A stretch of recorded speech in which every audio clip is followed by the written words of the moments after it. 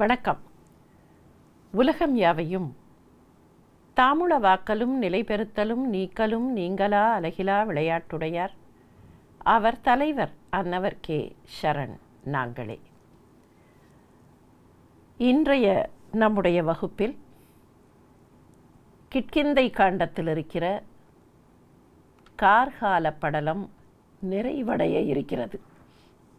மழைக்காலமும் கார்காலமும் கூதிர்காலமும் நிறைவடைகிற நிலையில் அடுத்ததாக சீதையை தேடுவதற்கான பருவம் வர இருக்கிறது. இந்த நிலையில் என்னவெல்லாம் நிகழ்கின்றன என்பதை பார்க்கப் போகிறோம்.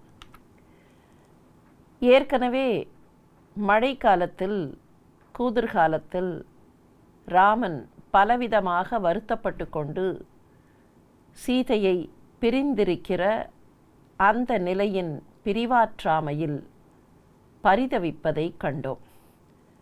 இப்போது என்ன நடக்கிறது? ராமனுடைய வருத்தம்.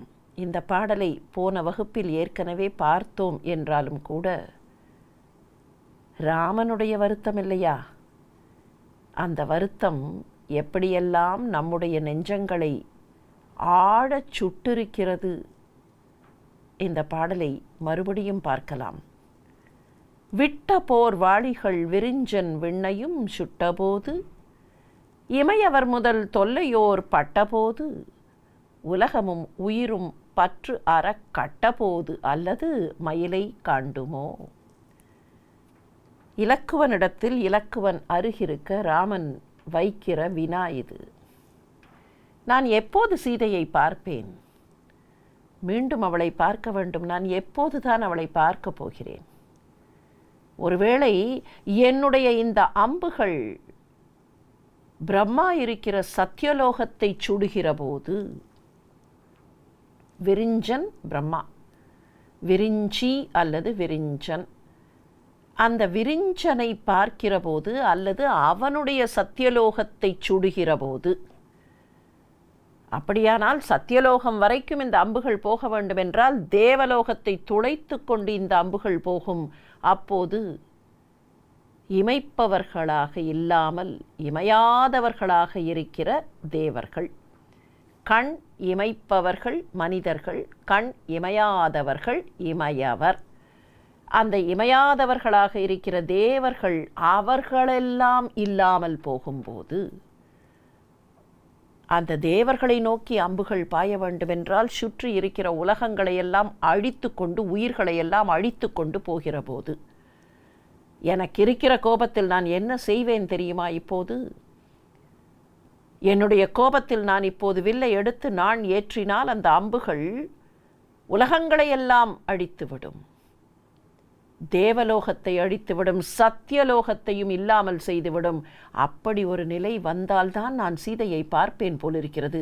அவ்வளவு கோபமாக இருக்கிறது. எல்லாவற்றையும் அழித்து விடுவேனா? ஒரு பக்கத்தில் கோபம், இன்னொரு பக்கத்தில் இதெல்லாம் போனாதான் நான் சீதையை பார்ப்பேன் போல இருக்கு. நான் எப்போது சீதையை பார்க்க போகிறேன்?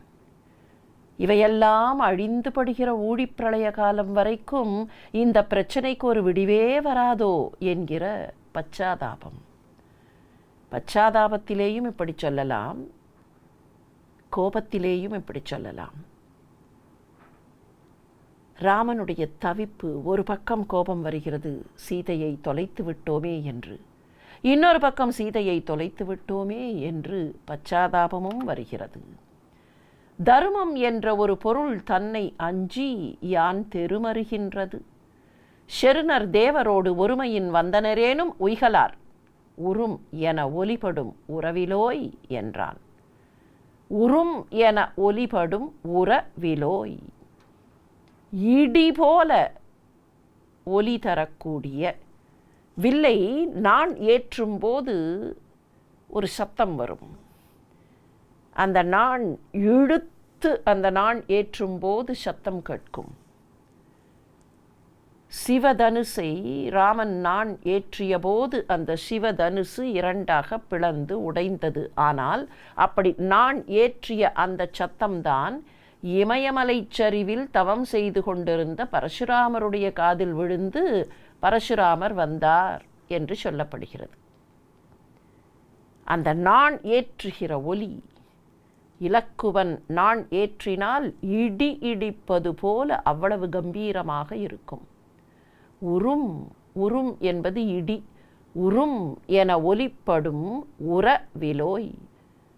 வலிமையான வில்லை கொண்டவனே, இலக்குவனே, என்னுடைய இளவலே, நான் ஏன் தெரியுமா அவ்வளவு கோபப்பட்டு இப்போது சண்டை போடாமல் இருக்கிறேன்? தருமம், தருமத்தை எண்ணி ராமன் என்ன சொல்ல வருகிறான் இங்கே? அரக்கர்கள் தவறு செய்து விட்டார்கள்.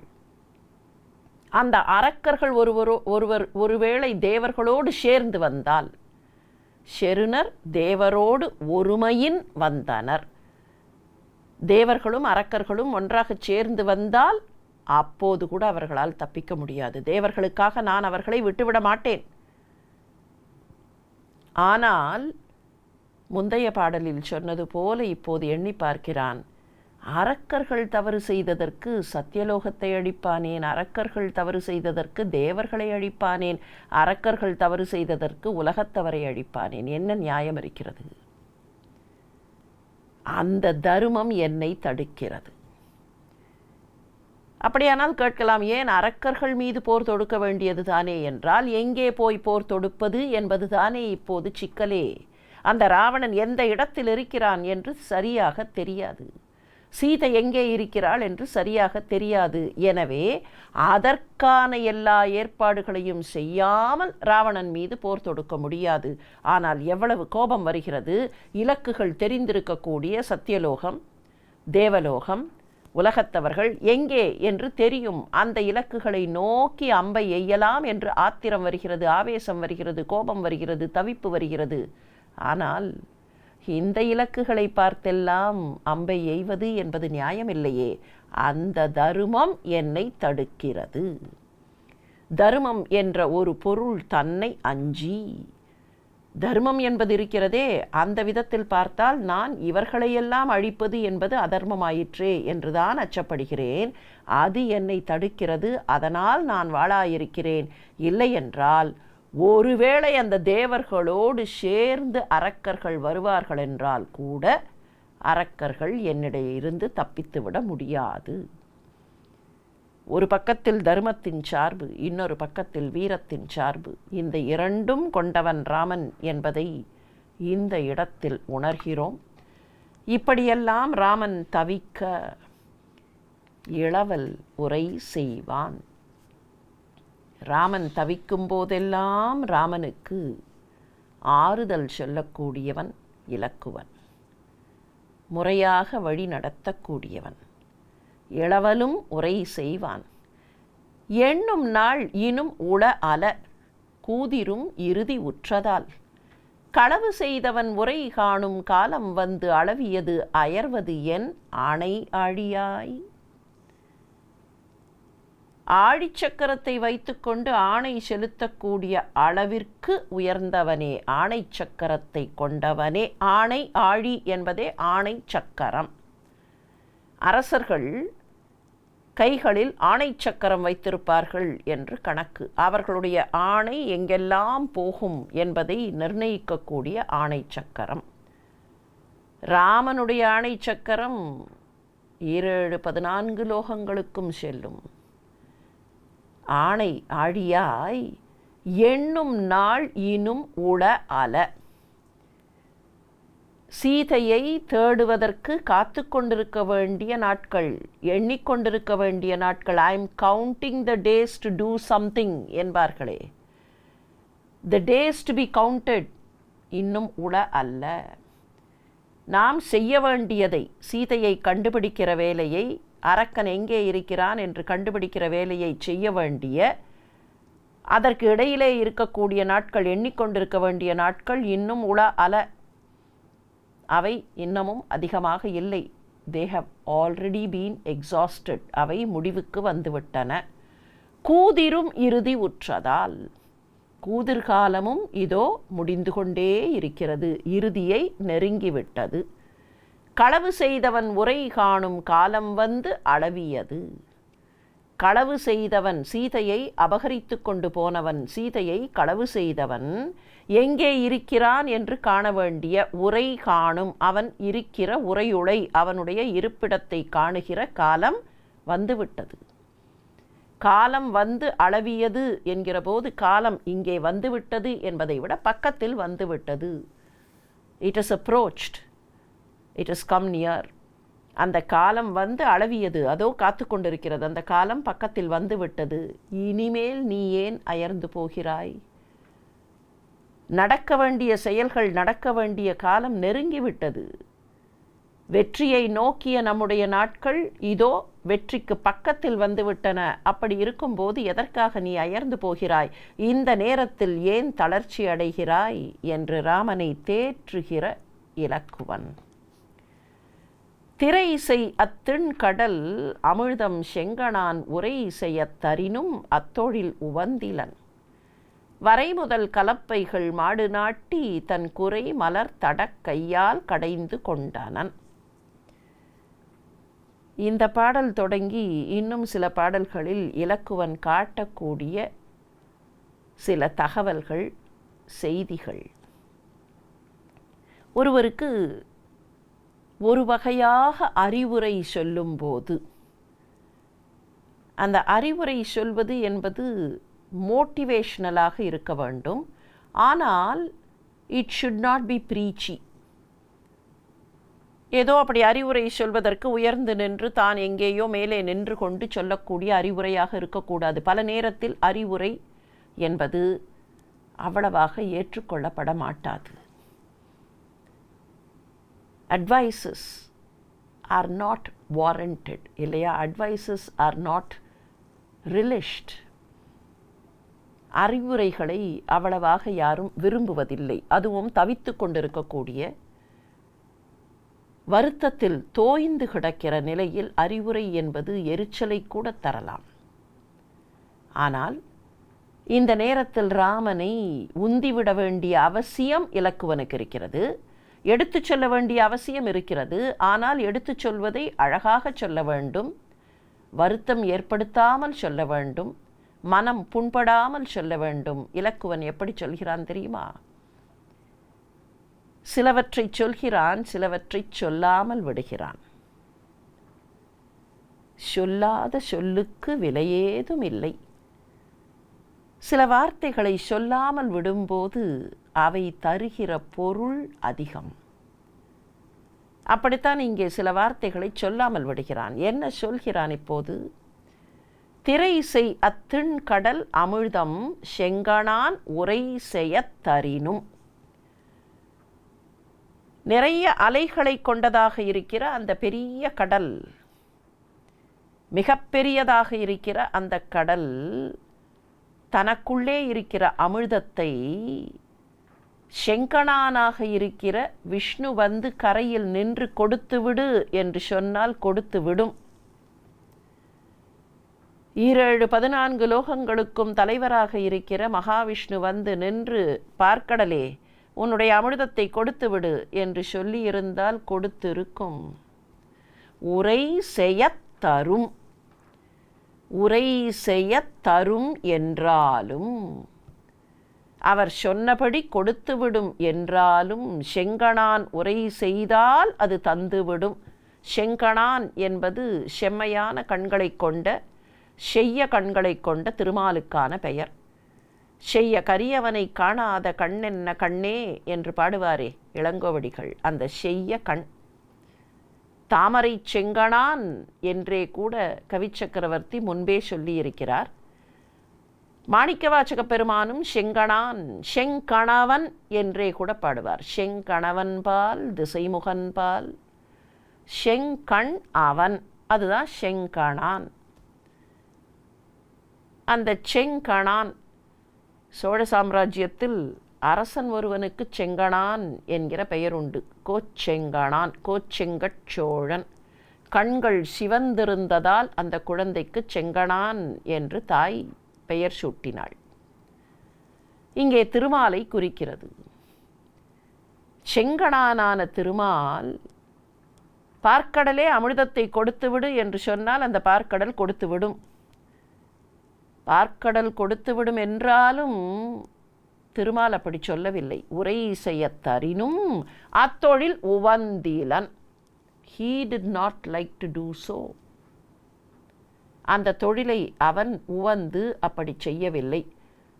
அதற்கு மாற்றாக என்ன செய்தான்? வரை முதல் கலப்பைகள் மாடு நாட்டி. கலப்பைனா கருவின்னு அர்த்தம். ஏர் உழுவதற்கான கருவியை கலப்பை என்கிறோம். மனிதர்கள் முதலாக பயன்பாட்டுக்காக பயன்படுத்திய கருவிகள் விவசாயத்தோடு தொடர்பு இருக்கக்கூடிய கருவிகள். ஆதியில் மனிதன் எதற்காக கருவிகளை செய்தான்? கருவிகள் என்று எண்ணி பார்க்காமல் சில கருவிகளை செய்தது. அதுதான் ஸ்டோன் ஏஜில் செய்த கற்கருவிகள். அதுக்கப்புறம் கொஞ்சம் கொஞ்சம் உலோகத்தை தட்டியும் கொட்டியும் செய்த கருவிகள். அந்த கருவிகள் பக்கத்தில் வரக்கூடிய விலங்குகளை விரட்டுவதற்கு அல்லது எட்டத்தில் இருக்கக்கூடிய மரத்திலே இருந்து எதையாவது பறிப்பதற்கு. இதற்கு அடுத்ததாக பயன்பாடு என்கிற நோக்கத்தோடு இப்படி பயன்படுத்த வேண்டும் என்று கொஞ்சம் காம்ப்ளெக்ஸாக இருக்கக்கூடிய கருவிகள். அந்த கருவிகளை செய்தது என்பது ரிலேட்டட் டு அக்ரிகல்ச்சர். ஏனென்றால் அக்ரேரியன் கம்யூனிட்டி வந்தபோது விவசாயம் செய்வதற்கு நதிப்புறங்களிலே எப்படியெல்லாம் பயிர் வளர்க்கலாம் என்று செய்யப்பட்ட கருவிகள். அந்த கருவிகளில் ஒன்றுதான் கலப்பை என்று சொல்கிறோம். கலப்பை என்றாலேயே கருவி என்றுதான் பொருள். வரை முதல் கலப்பைகள் மாடு நாட்டி. வரைனா மலை. மலை முதல் பல்வேறு வகையான கருவிகள் வரைக்கும். அந்த பார்க்கடலை கடைவதற்கு என்னவெல்லாம் தேவைப்பட்டன? மலை, ஒரு பெரிய மலை, வடவரையை மத்தாக்கி. அந்த வடவரை, வடக்கு திசையில் இருக்கக்கூடிய பெரிய அந்த மேரு மலையை மத்தாக்கி, மந்தர மலையை மத்தாக்கி, அந்த மத்துக்கு கயிறு வேண்டும் என்று வாசுகிப்பாம்பை கயிறாக்கி, பின்னர் இது கடைவதற்காக என்னவெல்லாம் தேவையோ அவற்றையெல்லாம் கொண்டு போய் நிறுத்தி கூர்மாவதாரம் எடுத்து இப்படியெல்லாம் பல வகைகளில் உபகரணங்களை வைத்து கொண்டு வரை முதல் கலப்பைகள் மாடு நாட்டி. மாடுனா இடம். அந்த பார்க்கடல் கரையிலே இந்த கலப்பைகள், மலை, ஆதிசேஷன் இதையெல்லாம் கொண்டு போய் அங்கே வைத்து வாட் எவர் ரிக்வயர்ட் அந்த பொருட்களை எல்லாம், ஆல் த இன்ஃப்ராஸ்ட்ரக்சரல் ரிக்வயர்மெண்ட்ஸ் அவற்றையெல்லாம் கொண்டு போய் வைத்து கொண்டு அதற்கு பின்னர் தன் குறை மலர் தடக்கையால் கடைந்து கொண்டானன். குறைனா ஒலி. கைகளில் போட்டிருக்கக்கூடிய கங்கணங்கள், தோள்களில் அணிந்திருக்கிற வாகு வலயங்கள், இப்படி கடையும் போது இதுவும் சத்தம் போடும் இதுவும் சத்தம் போடும். அப்படி சத்தம் போடக்கூடிய பல வகையான ஆபரணங்களை அணிந்து மலர் போன்ற மென்மையான தடக்கையால் கடைந்துதானே அந்த அமிர்தத்தை பெற்றான். இப்போது இலக்குவன் என்ன சொல்ல வருகிறான்? அப்பா, திருமால் ஒரு வார்த்தை சொல்லி இருந்தா பார்க்கடல் அமிர்தத்தை கொடுத்திருக்கும். ஆனாலும் கூட செய்ய வேண்டியதை முறைப்படி செய்து அதற்காக உழைத்து என்னென்ன திரவியங்களை சேர்த்து எப்படி செய்ய வேண்டுமோ அப்படித்தான் செய்தானே தவிர ஜஸ்ட் லைக் தட் ஒரே வார்த்தையில் அவன் அதை பெற்றுவிடவில்லை. அப்படியானால் நீயும் கூட, நீ நினைத்தால் ராவணனை இங்கே இருந்து அழிக்க முடியும் என்பது இல்லை, அது வேறு. ஆனால் எதை எப்போது செய்ய வேண்டுமோ அப்படி, யாரை கூட்டு சேர்த்து கொள்ள வேண்டுமோ அவர்களை கூட்டு சேர்த்து கொண்டு வானரப்படையின் உதவியோடு சீதை எங்கே இருக்கிறாள் என்று கண்டுபிடித்து அதற்கு பின்னர் எப்படி போர் எடுக்க வேண்டுமோ அப்படி போர் எடுத்து போய் நீ வெற்றி பெற வேண்டும். எனவே இப்போது துவண்டு உட்கார்ந்து விடாதே. What needs to be done has to be done. திருமாலே அதற்கு அடையாளம் இல்லையா? ஒரு வார்த்தை சொன்னால் நடந்துவிடும் என்றாலும் கூட வெற்று வார்த்தையிலே அதை சாதித்து கொள்ளாமல் தன்னுடைய செயலால், தன்னுடைய நியமத்தால், தன்னுடைய முயற்சியால் சாதித்தது தானே. அதே போலத்தானே நீயும் செய்ய வேண்டும். எப்படி ஒரு செய்தியை சொல்லி அதன் தொடர்புடைய இன்னொன்றை நேரடியாக சொல்லாமல் புரிந்து கொள்ளும்படியாக இலக்குவன் விட்டுவிடுகிறான். இந்த பாட்டில் பார்க்கடல் கடைந்தது, பார்க்கடல் கடைவதற்கு என்ன தேவை, பார்க்கடல் எப்படி கடையப்பட்டது, அவ்வளவுதான் செய்தி. இதை அப்படியே எடுத்து ராமனுக்கு இன்னும் நேரடியாக சொல்லலை. ஆனால் இதை சொல்லும் போதே ராமனுக்கு இலக்குவன் என்ன சொல்ல வருகிறான் என்பது புரிந்துவிடும். மனத்தினின் உலகெல்லாம் வகுத்து வாய் பெய்யும் நினைப்பினன் ஆயினும் நேமியான் நெடும் எனை பல படைக்கலம் ஏந்தி யாரையும் வினை பெரும் சூழ்ச்சியின் பொருது வெல்லுமால். நேமியான் ஆணை சக்கரத்தை, சக்கரப்படையை கையில் வைத்திருக்கிற திருமால். அந்த திருமால் மனசால நினைச்சா உலகத்தை எல்லாம் படைத்து விட முடியும். மனத்தினின் உலகெல்லாம் வகுத்து, எந்தெந்த உலகம் எப்படி இருக்க வேண்டும், 14 லோகத்தில் எது மேலே இருக்கணும், அதுக்கு மேலே எது இருக்கணும், எதுக்கு கீழே இருக்கணும், இப்படியெல்லாம் வகுத்து வகுத்து இந்த 14 லோகத்தையும் மனத்தினாலேயே அவனால் படைக்க முடியும். அது மாத்திரமில்லை, அப்படி படைத்தவற்றை மனத்தினாலேயே அழிக்கவும் முடியும். வாய்ப்பேயும், வாய்ப்பெய்தல் அப்படின்னா அழித்தல். மனத்தில் படைத்து மனத்தில் அழித்தல்னு சொன்னால் ஒன்லி இன் தி இமேஜினரி ரெல்ம்னு அர்த்தம் இல்லை. மனத்தினால் படைத்து, without taking any other physical effort, Thirumal நினைத்தால் படைக்கப்பட வேண்டும், 14 லோகங்களே வாருங்கள்னா வந்துடும். மனத்தினின் உலகெல்லாம் வகுத்து வாய்ப்பையும் நினைப்பினன் ஆயினும் அவன் அப்படி பண்ணலை. நெடும் எனை பல படைக்கலம் ஏந்தி. எனை பல அப்படின்னா மிகப்பலன்னு அர்த்தம். மிகப்பெரிய படைக்கலன்களை எல்லாம் கையில் ஏந்தி கொண்டு இந்த உலகத்தை காப்பாற்றுவதற்காக, உலகங்களில் தர்மத்தை காப்பாற்றுவதற்காக அரக்கர்கள் வந்தபோது யாரையும் தன்னை எதிர்த்து வந்தவர்களையெல்லாம் இருந்த இடத்திலிருந்து அப்படியே அழித்து விடாமல், திருமால் நினைச்சா அழிக்க முடியுமா இல்லையா, கடவுள் நினைச்சா முடியுமா இல்லையா, ஆனால் அப்படியே அழித்து விடாமல் அவர்களோடு போரிட்டு எப்படி இவர்களை வெல்லுவது என்று அதற்கு உபாயம் கண்டுபிடித்து அந்த உபாயத்தின்படிதான் செய்திருக்கிறாரே தவிர அவர் அப்படியே வார்த்தைகளால் செய்யவில்லை. உண்மைதானே? ஒரு அரக்கன் இருக்கிறான் என்றால் அந்த அரக்கனை எப்படி அந்த அரக்கனை வெல்வது என்று திட்டம் போட்டு, நரகாசுரன் என்றால் அவனை எப்படி வெல்வது, ஹிரண்யன் என்றால் அவனை எப்படி வெல்வது, எப்படியெல்லாம் இந்த அரக்கர்கள் பாய்ந்து பாய்ந்து பாய்ந்து பாய்ந்து மடக்கினார்களோ அதற்கு ஏற்ப தன்னை தயார் செய்து கொண்டு, மகாபலி குருவினுடைய பெருமையால், குருவினுடைய பாதுகாப்பால் நன்றாக இருந்தான் என்பதனால் தானும் அதே போல ஈக்குவல் ஸ்டாண்டில், லெவல் பிளேயிங் ஃபீல்டில் போகணுங்கிறதுக்காக தானும் காஷ்யப்பருடைய மகனாக தோன்றி உபேந்திரனாக வளர்ந்து பிரம்மோபதேசம் செய்ய பெற்று, அந்த பிரம்மோபதேசத்தால் குருவினுடைய அந்த பாதுகாப்பை பெற்றுக்கொண்டு லெவல் பிளேயிங் ஃபீல்டில் போய் நின்ற வாமனன். அப்போ கடவுளாகவே இருந்தாலும் he equips himself, he endeavors, he endures. இவ்வளவும் செய்கிறாரே. திருமால் நினைத்தால் இந்த உலகத்தை படைத்து அழித்து விடலாம். இருந்தாலும் கூட அரக்கர்களோடு சண்டைக்கு போகும்போது தன்னுடைய படைக்கலன்களை திரட்டிக்கொண்டு அதற்கு திட்டம் போட்டு அதற்கு உபாயம் கண்டுபிடித்துத்தானே போகிறார்.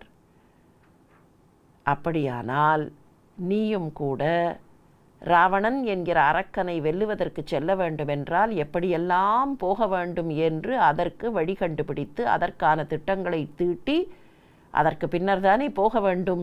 இப்போது அதற்கான காலம் வந்துவிட்டது. தளர்ந்து உட்கார்ந்து கொண்டிருக்காமல் இந்த தளர்ச்சியை தூக்கி போட்டுவிட்டு அடுத்தது என்ன செய்ய வேண்டும் என்று you have to think Anna. You have to plan. You have to plan for the future. You have to plan and think about it. எப்படி என்றெல்லாம் திட்டம் வகுக்க வேண்டும் அண்ணா. இப்படி தளரக்கூடாது.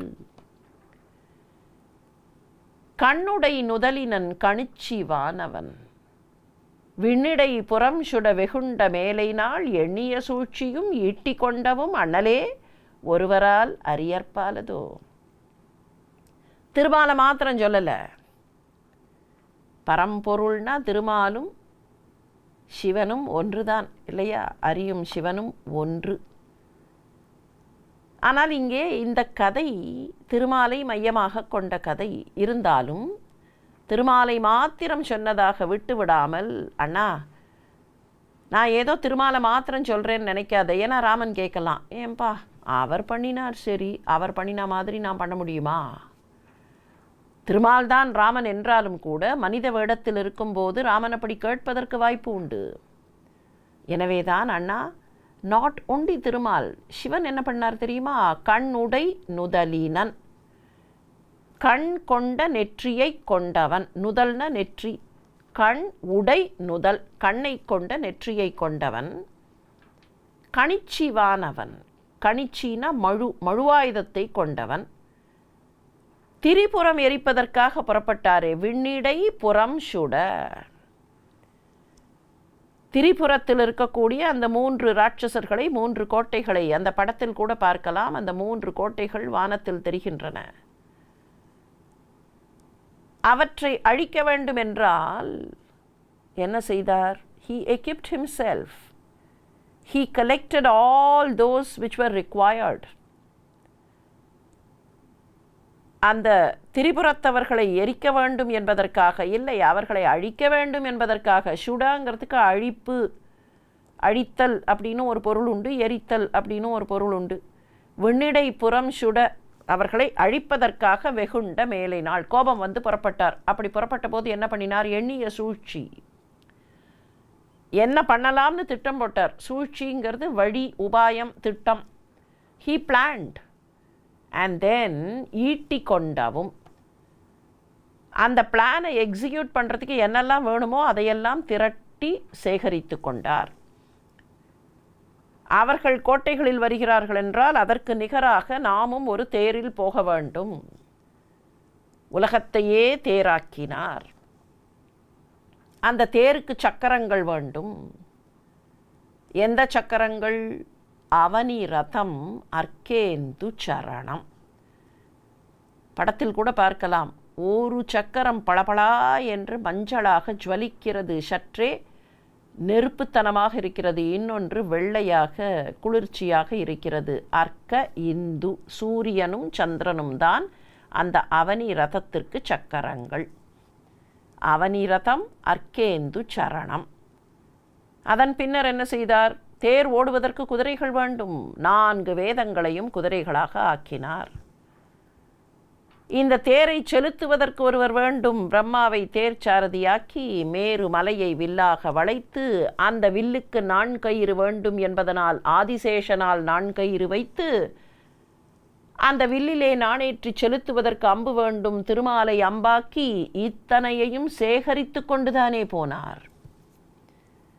When you embark on a journey like this, அதற்கு வேண்டிய விஷயங்களை எல்லாம் திரட்டி கொண்டு ஈட்டி கொண்டவும், அவற்றையெல்லாம் ஈட்டி சேகரித்து கொண்டு, ஈட்டுதல்னா பெற்றுக்கொள்ளுதல், இவற்றையெல்லாம் பெற்று சேகரித்து கொண்டு, எண்ணிய சூழ்ச்சியும் ஈட்டி கொண்டவும் அண்ணலே.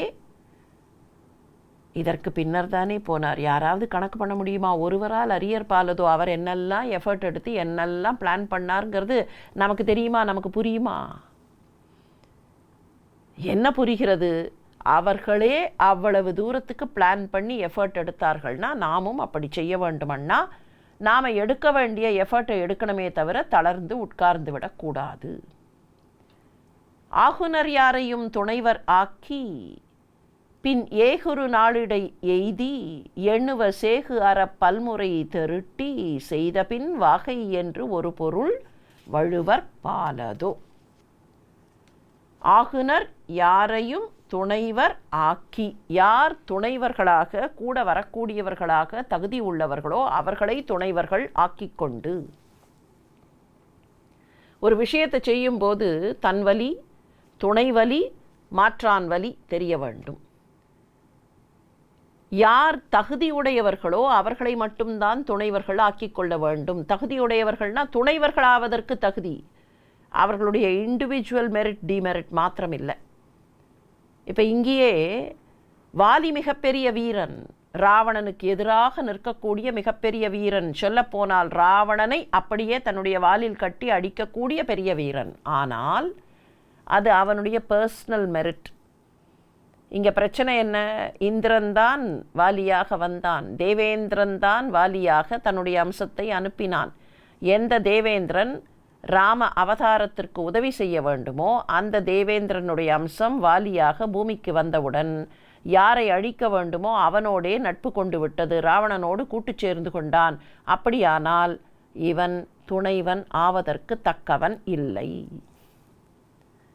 ராமனுக்கு துணைவன் ஆவதற்கு இவன் தக்கவன் இல்லை. எனவே அவனை அங்கே இருந்து எலிமினேட் செய்துவிட்டு whoever is fit enough or eligible to become an associate, ஆகுனர் யாரையும் துணைவர் ஆக்கி பின் திட்டமெல்லாம் தீட்டி when to start the D-Day, அந்த D-Day-வை டிசைட் பண்ணி பின் ஏகுரு நாளிடை எய்தி எங்கே போக வேண்டுமோ அங்கே போய் எண்ணுவ சேகு அற பல்முறை திரட்டி என்னெல்லாம் சிந்தித்து பார்க்க வேண்டுமோ, what are all preparatory thinking and preparatory collection, இதையெல்லாம் செய்து எந்த குற்றமும் இல்லாமல் சேகு அற பலமுறை சிந்தித்து பார்த்து எல்லா பாசிபிலிட்டியையும் பலமுறை சிந்தித்து பார்த்து பல்முறை திரட்டி அப்படி செய்தால், வித் ஆடிக்வெட் ப்ரிப்பரேஷன் செய்தால், வாகை என்று ஒரு பொருள் வழுவற்பாலதோ. வாகைனா வெற்றி.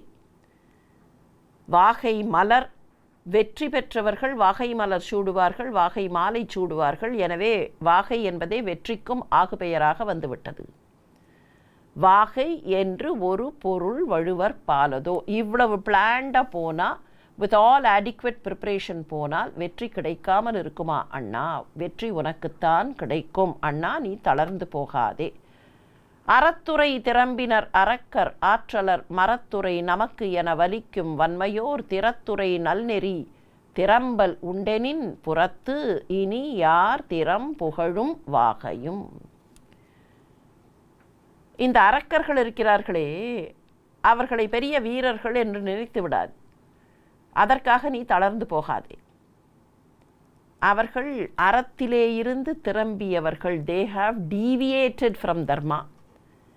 அது மாத்திரமில்லை, எனக்குத்தான் ஆற்றல் நிறைய இருக்குது, எனக்கு வீரம் நிறைய இருக்குது என்று நினைக்கக்கூடிய, துணிந்து தன்னுடைய அந்த செயலை துணிந்து என்ன வேண்டுமானாலும் செய்யக்கூடிய, துணிந்து செய்தல்னா உறுதியோடு செய்தல் மாத்திரமில்லை, சில சமயத்தில் தப்புன்னு தெரிஞ்சால் கூட துணிஞ்சு பண்ணுறது. மரத்துறை நமக்கு என வலிக்கும் வன்மையோர், துணிந்து வன்மை செய்யக்கூடியவர்கள், துணிந்து அடுத்தவர்களுக்கு துன்பம் செய்யக்கூடியவர்கள், தர்மத்திலே இருந்து திரும்பியவர்கள், துணிந்து அடுத்தவர்களுக்கு துன்பம் தரக்கூடியவர்கள். அப்படிப்பட்டவர்கள் திறத்து உரை நல் நெறி திறம்பல் உண்டு. அவர்கள் நல்ல நெறியிலே இருந்து புரண்டு போகிறார்கள். தே டீவியேட் ஃப்ரம் குட்னஸ். அப்போது அவர்களுக்கு எங்கே புகழும் வெற்றியும் கிடைக்கும்? இனி யார் திறம் புகழும் வாகையும்? ஐயோ, எனக்கு தோல்வி வந்துவிட்டதே, விரிஞ்சன் தேசத்தில் நான் அம்பு போட்டால்தான் சீதையை பார்ப்பேனா என்றெல்லாம் ராமன் புலம்பும் போது, அண்ணா, உனக்கு தோல்வி என்றோ உனக்கு துன்பம் என்றோ புலம்பாதே. அந்த அரக்கர்களுக்கு வெற்றி இல்லை. நீ உனக்கு தோல்வி என்று புலம்பினால் வாட் டஸ் இட் மீன்? அரக்கர்கள் வெற்றி பெற்று விட்டார்கள், சீதையை தூக்கி கொண்டு போன அரக்கன் இன்டைரக்டாக ஜெயித்து விட்டான்னு தானே அர்த்தம். இல்லை, அரக்கர்கள் ஜெயிக்க முடியாது. காரணம், அவர்கள் நல்ல நெறியிலே இருந்து விடுபட்டவர்கள். அதே போல தங்களுடைய ஆற்றலை அடுத்தவர்களுக்கு துன்பம் தருவதற்காக பயன்படுத்தக்கூடியவர்கள். எனவே அவர்களுக்கு புகழும் வாகையும் கிடைக்காது. இனி யார் திறம் புகழும் வாகையும்? அவர்களுக்கு வெற்றின்னு சொன்னால் அப்போ அவர்களுக்கு எப்படி வெற்றி கிடைக்கும்? இல்லை, உனக்குத்தான் அண்ணா வெற்றி கிடைக்கும். பைந்தொடிக்கு இடர்களை பருவம் பையவே வந்து அடுத்துளது. இனி வருத்தம் நீங்குவாய். அந்தணர்க்கு ஆகும் நாம் அரக்கர்க்கு ஆகுமோ? சுந்தர தனு வலாய் சொல்லு நீ. பைந்தொடிக்கு இடர்களை பருவம். பைந்தொடியான சீதை இப்போது துன்பத்தில் இருக்க வேண்டும். அந்த துன்பத்தை போக்கக்கூடிய காலகட்டம் இதோ பக்கத்தில் வந்துவிட்டது. பையவே வந்து அடுத்துள்ளது. It has gradually come and waiting there. காலம் அப்படியே ஜம்ப் பண்ணி வராது. இந்த கூதிர்காலம் போக போக it is gradually entered in முன்பனி காலம் மெல்ல நுழைந்து விட்டது. அதுதான் பையவே. தென் தமிழ்நாட்டு சொல் பைய, மெல்ல. அது பையவே. என்ன இருந்தாலும் இப்போது அவர்கள் தென் இந்திய பகுதியில் தானே இருக்கிறார்கள். ராமனும் இலக்குவனும் கிட்கிந்தை பகுதிக்கு வந்து விட்டார்கள் இல்லையா? வட இந்திய பகுதியிலே இருந்து மெல்ல மெல்ல மெல்ல தென்னிந்திய பகுதிக்கு வந்து விட்டார்கள். எனவே அந்த தென் தமிழ் சொல் அப்படி வந்து உட்காருகிறது. பையவே வந்து அடுத்துள்ளது. அது மெல்ல வந்து அதோ காத்திருக்கிறது. இனி வருத்தம் நீங்குவாய். இவ்வளவு நாள் மழை மழை மழை, இருட்டு, இந்த இருட்டில் எப்படி தேடிக்கொண்டு போவது என்று வருத்தமாக இருந்தது. இப்போது மழை குறைந்து விட்டது. இதோ முன்பனிக்காலம் வந்துவிட்டது. எனவே வருத்தம் நீங்குவாய். இனி வருத்தம் நீங்குவாய். அந்தணர்க்கு ஆகும் நாம் அரக்கர்க்கு ஆகுமோ? அந்தணர்களுக்கு, பிராமணர்களுக்கு உதவி செய்கிறோம் என்று தானே சொல்லிவிட்டு வந்திருக்கிறோம். யார்? அந்த முனிவர்கள். இந்த இடத்தில் அந்தணர்கள் என்றால் பிறப்பால் என்று பொருள் அல்ல. அவர்கள் தவம் செய்யக்கூடிய முனிவர்கள். அந்த அந்தணர்களுக்கு உதவி செய்கிறோம் என்று சொல்லி இருக்கிறோம் இல்லையா? அரக்கர்களை அழித்து அவர்களுக்கு உதவி செய்வதாக சொல்லி இருக்கிறாயே அண்ணா, நினைவுபடுத்துகிறேன். அந்தணருக்கு உதவி செய்வதாக சொன்ன நாம் அரக்கர்களுக்கு உதவி செய்து விடலாமா? அந்தணருக்கு ஆகும் நாம் அரக்கர்க்கு ஆகுமோ? என்ன அர்த்தம்? இப்படி தாமதப்படுத்தி கொண்டு இப்போது குறித்த நேரம் வந்துவிட்டது. குறித்த நேரத்தில் அந்த உத்வேகத்தோடு எழாமல் நாம் அப்படியே தாமதப்படுத்தி கொண்டு உட்கார்ந்து கொண்டு இருப்போம் என்றால் இன்டைரக்ட்லி அரக்கர்களுக்கு உதவி. அரக்கர்களுக்கு உதவி செய்யலாமா? அரக்கர்களுக்கு இனிமேல் தாமதப்படுத்தக்கூடாது. இவ்வளவு நாட்கள் செய்தது சரி, இனிமேல் தாமதப்படுத்தக்கூடாது. அந்தணர்க்கு ஆகும் நாம் அரக்கர்க்கு ஆகுமோ? சுந்தர தனு வலாய். அழகான தனுசை கையில் ஏந்தியவனே, கோதண்ட ராமனே, சுந்தர தனுவலாய் சொல்லு நீ என்றான். அண்ணா சொல்லண்ணா, கொஞ்சம் நினைத்துப்பார் என்று அண்ணனுக்கு இலக்குவன் ஆறுதல் சொல்லி உணர்ச்சி ஊட்டி ஊக்கத்தை தருகிறான். உறுதி அக்தே என உணர்ந்த ஊழியான். இலக்குவன் சொல்வதுதான் உறுதி என்பதை உணர்ந்து கொண்ட அந்த ஊழி முதல்வனான ராமன். ராமன் இங்கே ஊழி முதல்வனாக நிற்கிறான். ஊழி முதல்வனாக இருக்கிறவன் உறுதி என்று உணர்ந்து கொண்டான். முன்னால இலக்குவன் சொன்னான், இந்த மாதிரி ஒரு மான் இருக்க முடியாது, தங்க மான்னு. அப்போ அந்த உறுதி பொருளை ராமன் உணர்ந்து கொள்ளவில்லை. அதனால்தான் இவ்வளவு துன்பங்கள். இப்போது இவன் சொல்வதுதான் உறுதி, இதில் சந்தேகப்படுவதற்கு எதுவும் இல்லை என்பதை புரிந்து கொண்டவன் உறுதி அக்தே என உணர்ந்த ஊழியான். இறுதி உண்டே கொல் இம்மாரிக்கு என்பது ஓர் தெரு துயர் உழந்தனன் தேய. இறுதி உண்டே கொல் இம்மாரிக்கு. அப்போதும் கூட ராமனுக்கு வருத்தமாக இருக்கிறது. இந்த மழைக்கு, நீ சொல்றதெல்லாம் சரிதான்ப்பா, ஆனா இந்த மழைக்கு முடிவே கிடையாது போல இருக்கே, பெய்து கொண்டே இருக்கிறதே. இறுதி உண்டே கொல் இம்மாரிக்கு என்று ஓர் தெரு துயர் உழந்தனன் தேய. அப்படியே அந்த துயரத்துக்குள்ள விழுந்து உழன்று கொண்டிருப்பவன் தேய்ந்து போக அவனுடைய தேய்வை பார்த்து விட்டது இப்போது மாரியும் தேய்கிறது. உழந்தனன் இங்கே தேய தேய்வு சென்று அறுதியை அடைந்தது அப்பருவம் ஆண்டு போய். அந்த மழைக்காலமும் கூதிர்காலமும் இதோ இறுதியை அடைந்து விட்டன. கூதிர்காலம் நிறைவடைகிறது. தேய்வு சென்று அறுதியை அடைந்தது அப்பருவம் ஆண்டு போய். இப்போ கூதிர்காலம் முடிய அந்த கூதிர்காலத்தினுடைய கடைசி சில நாட்களில் மெல்ல முன்பனிக்காலம் எட்டி பார்க்க ஆரம்பிக்கிறது. மல்கள் இல் பெரும் கொடை மருவி மண் உளோர் உள்கிய பொருளெல்லாம் உதவி அற்றபோது எழுகள் இல் இரவலர்க்கு ஈவது இன்மையால் வெள்கிய மாந்தரின் வெளுத்த மேகமே. மேகங்கள் வெளுத்து போயின. They are no longer stocking water. எனவே அவை வெளிரி போயின. மழையற்ற மேகங்கள். அது எப்படி இருக்கு? மல்கள் இல் பெரும் கொடை மருவி, குறைவில்லாத கொடைத்தன்மை கொண்டு அந்த கொடைத்தன்மையில் எல்லோருக்கும் குறைவில்லாமல் கொடுத்து மண் உளோர் உள்கிய பொருள் எல்லாம் உதவி. தன்னை சுற்றியும் பல திசைகளிலே இருந்து தன்னை நாடி வந்து மண்ணிலே வாழக்கூடியவர்கள் தன்னை நாடி வந்து அவர்கள் என்ன கேட்டார்களோ, அவர்கள் என்ன விரும்பினார்களோ அந்த பொருள்களை எல்லாம் அவர்களுக்கு கொடுத்து, இப்படி கொடுத்ததுனால என்னாச்சு? பிறவி குணமாக கொடை குணம் கொண்ட ஒருத்தர் குறையே இல்லாமல் கொடுத்தார்.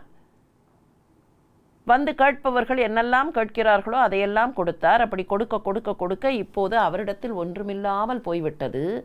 கையில் எதுவும் அற்றபோது, கையிருப்பு இல்லாத போது, அப்பவும் சில பேர் நல்லவர்கள் வந்து கேட்கிறார்கள். பரிகாசம் செய்ய அல்ல, அவர்கள் உண்மையிலேயே நல்லவர்கள். எள்கள் இல் இரவலர், எந்த குறையும் இல்லாத எள்ளி நகையாடாத அந்த இரவலர்கள் வந்து வாயிலில் நிற்க அவர்களுக்கு என்ன கொடுக்கறது?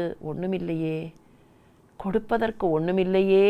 ஈவது இன்மையால் அப்படியே நாணத்தில் தங்களுடைய அந்த மேனி வெளிரி போவார்களே, வெட்கத்தில் அவர்கள் வெளிரி போவார்களே. இரவலர்க்கு ஈவது இன்மையால் வெள்கிய மாந்தர், அப்படியே வெளுத்து போன வெளிரி போன அவர்களைப் போல அந்த மேகம் வெளுத்து போயிற்று. பெரியோர்களே, கதைப்போக்கை காட்டிலும் இதை போல நிகழ்ச்சிகளை வர்ணிக்கும்போது வாழ்வியல் கூறுகள் எத்தனை அங்கே வைக்கப்படுகின்றன என்று பார்க்க வேண்டும். கதையை சொல்லும்போது அந்த கதை பிகம்ஸ் இம்பார்ட்டன்ட். கதையை சொல்ல வேண்டிய கட்டாயம் வந்துவிடும். இன்னொன்று, கேட்பவருக்கு கதை மீது நாட்டம் போய்விடும். சொல்பவரும் கதையை சொல்ல வேண்டும், கேட்பவரும் கதை மீது நாட்டம் கொள்ளும்போது வாழ்வியல் கருத்து அங்கே கூடுதலாக இடம்பெற முடியாது. ஆனால் இதை போல நிகழ்ச்சிகளை சொல்லும்போது தான் கொடுப்பவர் ஒருவர் குறையாது கொடுக்கக்கூடியவர். அப்படி கொடுத்து கொடுத்து கொடுத்து ஒன்றுமே இல்லாமல் போகக்கூடிய நிலைமை வந்தால் அவர் எப்படி வெளிரி போவார்? இனிமேல் வெளுத்த மேகங்களை பார்க்கும் போதெல்லாம் அப்படிப்பட்ட ஒருவரை நமக்கு நினைவுக்கு வரும் இல்லையா? இரவலர்க்கு ஈவது இன்மையால் வெள்கிய மாந்தரின் வெளுத்த மேகமே, தீவினை நல்வினை என்ன தேற்றிய பேய் வினை பொருள் தனை அறிந்து பெற்றது ஓர் ஆய்வினை மெய் உணர்வு அணுக ஆசு அரும் மாயையின் மாய்ந்தது மாறி பேர் இருள். மாரிக்காலத்தில் இருந்த இருட்டு, கூதிர்காலம் வந்தபோது கூட கவி சக்கரவர்த்தி ஒன்று சொன்னார். கால கண்ணாடியை வைத்துக்கொண்டு, அந்த கால ஆழியை வைத்துக்கொண்டு, நாழிகை வட்டிலை வைத்துக்கொண்டு தான் காலத்தை கண்டுபிடிக்க முடிகிறதே தவிர which one is day which one is night என்று தெரியவில்லை. டே அண்ட் நைட் டிஃபரன்ஸ் சுற்றிலும் தெரியவில்லைனா அப்போ சுற்றிலும் ஒரு வகையான இருட்டு. மாரிக்காலத்து பேர் இருள், அந்த பேர் இருள் இப்போது போய்விட்டது. எப்படி இருக்கிறது அது போவது? தீவினை நல்வினை என்ன தேற்றிய ஒரு நல்ல நூல், அந்த நூலை படிக்கும்போது எது பாவம், எது புண்ணியம், எது தீவினை, எது நல்வினை என்பதெல்லாம் தெரிவித்துவிடும்.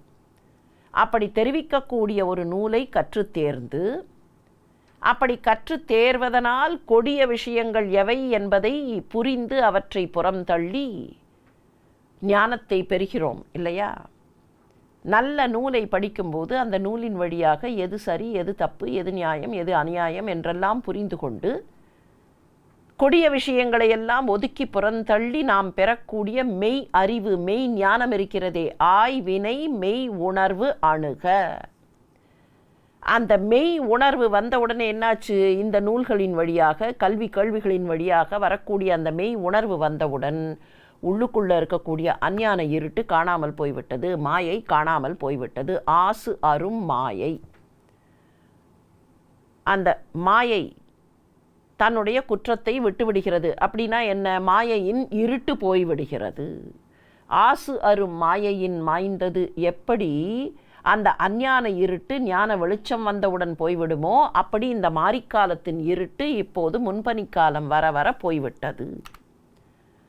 மூள் அமர் தொலைவுற முரசு அவிந்த போல் கோள் அமை கணமுகில் குமுறல் ஓவின நீள் அடு கணை எனத் துளியும் நீங்கின வாழ் உரை உற்ற நாம் அறைந்த மின் எலாம். இவ்வளவு நாள் மழை பெய்தபோது என்ன? மேகங்கள் கர்ஜித்தன. அது எப்படி இருந்தது? முரசு கொட்டுவது போல இருந்தது.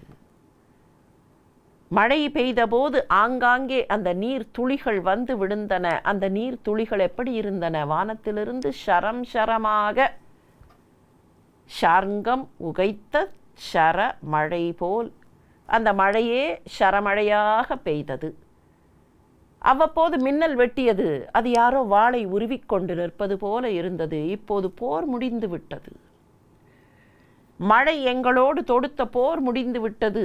அப்படி போர் முடிந்ததனால் மூள் அமர் தொலைவுற, இவ்வளவு நாட்கள் மூண்டு நடந்த அந்த அமர் சண்டை முடிந்து போக முரசு அவிந்த போல். முரசு கொட்டுவது போர்க்காலத்தில்தான். போர் இல்லாத போது அந்த முரசை அப்படியே அடக்கி விடுவது போல கோளமை காண முகில் குமுறல் ஓவின. அங்கே மேலே இருக்கக்கூடிய வானவீதியில் உலா வந்த அந்த முகில்கள் தங்களுடைய குமுறலை, தங்களுடைய கர்ஜனையை ஒடுக்கி கொண்டு விட்டன. நீளடு கணை என துளியும் நீங்கின. அடுகணைகளாக ஷரங்களாக வந்து கொண்டிருந்த அந்த மழை துளிகள் இப்போது அவை நீங்கிவிட்டன. எனவே முரசு நின்று விட்டது. அம்புகள் அடங்கிவிட்டன. வாழ் உரை உற்றென மறைந்த மின் எலாம். கையில் வைத்திருந்த வாளை உரையிலே போட்டு விட்டார்கள் வீரர்கள். ஆகவே இப்போது மின்னலும் இல்லை. போர்க்காலத்தில் மின்னல் போய்விடும். போர்க்காலத்தில் மின்னலாக இருந்த அந்த வானத்து மின்னல் வாள்கள் அடங்கி போக வாள்களாக இருந்த மின்னல்கள் இப்போது அடங்கிவிட்டன. போர்க்காலத்தில் துளிகளாக வந்து கொண்டிருந்த அந்த சரங்களாக வந்து கொண்டிருந்த துளிகள் இப்போது அடங்கிவிட்டன. போர்க்காலத்தில் முரசுகளாக கொட்டி கொண்டிருந்த அந்த மேகங்களும் இப்போது அடங்கிவிட்டன. எனவே மழை எங்கள் மீது தொடுத்த போர் அடங்கிவிட்டது. தடுத்த தாழ் நெடும் தடம் கிரிகள் தாழ்வரை அடுத்த நீர் ஒழிந்தன. அருவி தூங்கின. எடுத்த நூல் உத்தரியத்தொடு எய்தி நின்று உடுத்த வால் நிறத்துகில் ஒழிந்த போன்றவே. ஒரு நெடுங்கதையாசிரியர் தன்னுடைய கதையில் ஒரு ஆறு வருகிறது என்று வர்ணிப்பார். அந்த ஆறு பெரிய ஆறு, அகன்ற ஆறு. ஆனால் அதிலே நடுவிலே மாத்திரம் நீர் ஓடிக்கொண்டிருக்கும். இந்த பக்கம் அந்த பக்கம் மணல். இந்த ஆறு எப்படி இருந்தது என்று சொல்லும்போது அந்த ஆசிரியர் எழுதினார், அந்தணர் ஒருவருடைய அகன்ற மார்பிலும் முதுகிலும் நடுவிலே அந்த பூணூல் இருக்குமே, அதை போல அந்த அகன்ற ஆற்றின் நடுவிலே அந்த நீரோடை இருந்தது என்றார். அடடா, எவ்வளவு அழகான அந்த கற்பனை என்று தோன்றுகிறது இல்லையா? கிட்டத்தட்ட அதே போல ஒரு கற்பனையை கவிச்சக்கரவர்த்தி தந்திருக்கிறார். கவிச்சக்கரவர்த்தியை பார்த்துத்தான் அவர் எழுதினாரோ? காப்பி அடித்தார்கள் என்ற அர்த்தம் இல்லை. அழகான கற்பனைகள். அந்த கற்பனைகளை பலரும் பயன்படுத்தலாம். வைஸ் மென் திங்க் அலைக் என்கிறோம் இல்லையா? அதுபோல தடுத்த தாழ் நெடும் தடம் கிரிகள் தாழ்வரை அடுத்த நீர் ஒழிந்தன. கிரினா மலை. மலையில் அப்படி சாய்வாக இருக்கிற பகுதிக்கு தான் தாழ்வரைன்னு பேர். வீடுகளில் கூட உத்தரியத்தில் தாழ்வரையும்பார்கள். அந்த சாய்ந்து இருக்கக்கூடிய ஸ்லோப்பிங் சர்ஃபேஸ் தான் தாழ்வரை.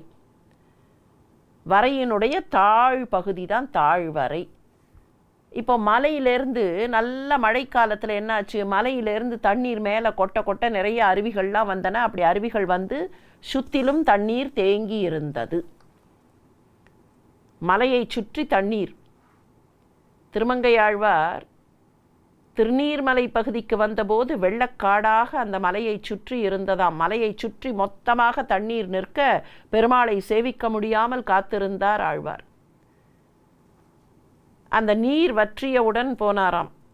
என்னை இப்படி காக்க வைத்து விட்டாயே என்று கேட்டபோது பெருமாள் கேட்டாராம் திருப்பி, நான் நீராக இருந்தேன் என்பது உனக்கு புரியவில்லையா? நீராக இருந்தேனே, அப்போதே சேவிக்க வேண்டியது தானே என்றாராம். அதனால் தான் அவருக்கு நீர்வண்ணப் பெருமாள், திருநீர்மலை என்று பெயர். மலையை சுற்றி தண்ணீர் மழைக்காலத்தில் தேங்கி இருக்கும். அப்படி தேங்கி இருந்த அந்த மழை நீரெல்லாம் இப்போது வற்றிவிட்டது. மழை வரத்து குறைந்தவுடன் அந்த நீரெல்லாம் பூமிக்குள் சென்று விட்டது. இப்போது மலையை சுற்றி நீர் இல்லை. தாழ்வரை அடுத்த நீர் ஒழிந்தன. நெடும் தடம் கிரிகள் தாழ்வரை. அந்த கிரிகளை சுற்றி இருந்த தாழ்வரை பகுதியிலே அதற்கு அடுத்ததாக இருந்த நீர் அதெல்லாம் இப்போது வற்றிவிட்டது. அருவி தூங்கின. மேலே இருந்து பொங்கி வந்து கொண்டிருந்த அகலமான அருவிகள் இப்போது குன்றிவிட்டன. நல்ல மழை இருக்கும்போது குற்றாலத்தில் கொட்டுகிறது, ஒகனைகளில் கொட்டுகிறது. அதற்கு அப்புறம் என்னாகும்? மெல்ல மெல்ல மெல்ல கொஞ்சம் குறையும். அருவி தூங்கின. இப்போ இந்த அருவி எப்படி இருந்தது? மேலேந்து வருகிற அருவி, கீழே நிறைய நீர். மலை அடிவாரத்தில் நிறைய நீர், மலை மேலேந்து வருகிற அருவி. கொஞ்சம் கற்பனை செய்து பாருங்கள். ஒரு மலை, அந்த மலையிலே இருந்து வருகிற அருவி, அந்த மலையை சுற்றி நீர். இது பார்த்தா எப்படி இருக்குன்னா, ஒரு மனிதர் தன்னுடைய அறையை சுற்றி அணிந்து கொண்டிருக்கக்கூடிய அரையாடை, அவருடைய மார்பிலே அப்படியே வருகிற உத்தரீயம் அங்கவஸ்திரம், அவருடைய இடையை சுற்றி இருக்கக்கூடிய அவருடைய அந்த இடை அரையாடை, அதற்கு மேலே உத்தரீயம் என்கிற அங்கவஸ்திரம். அந்த காலத்தில் அப்படித்தானே அணிந்திருப்பார்கள்.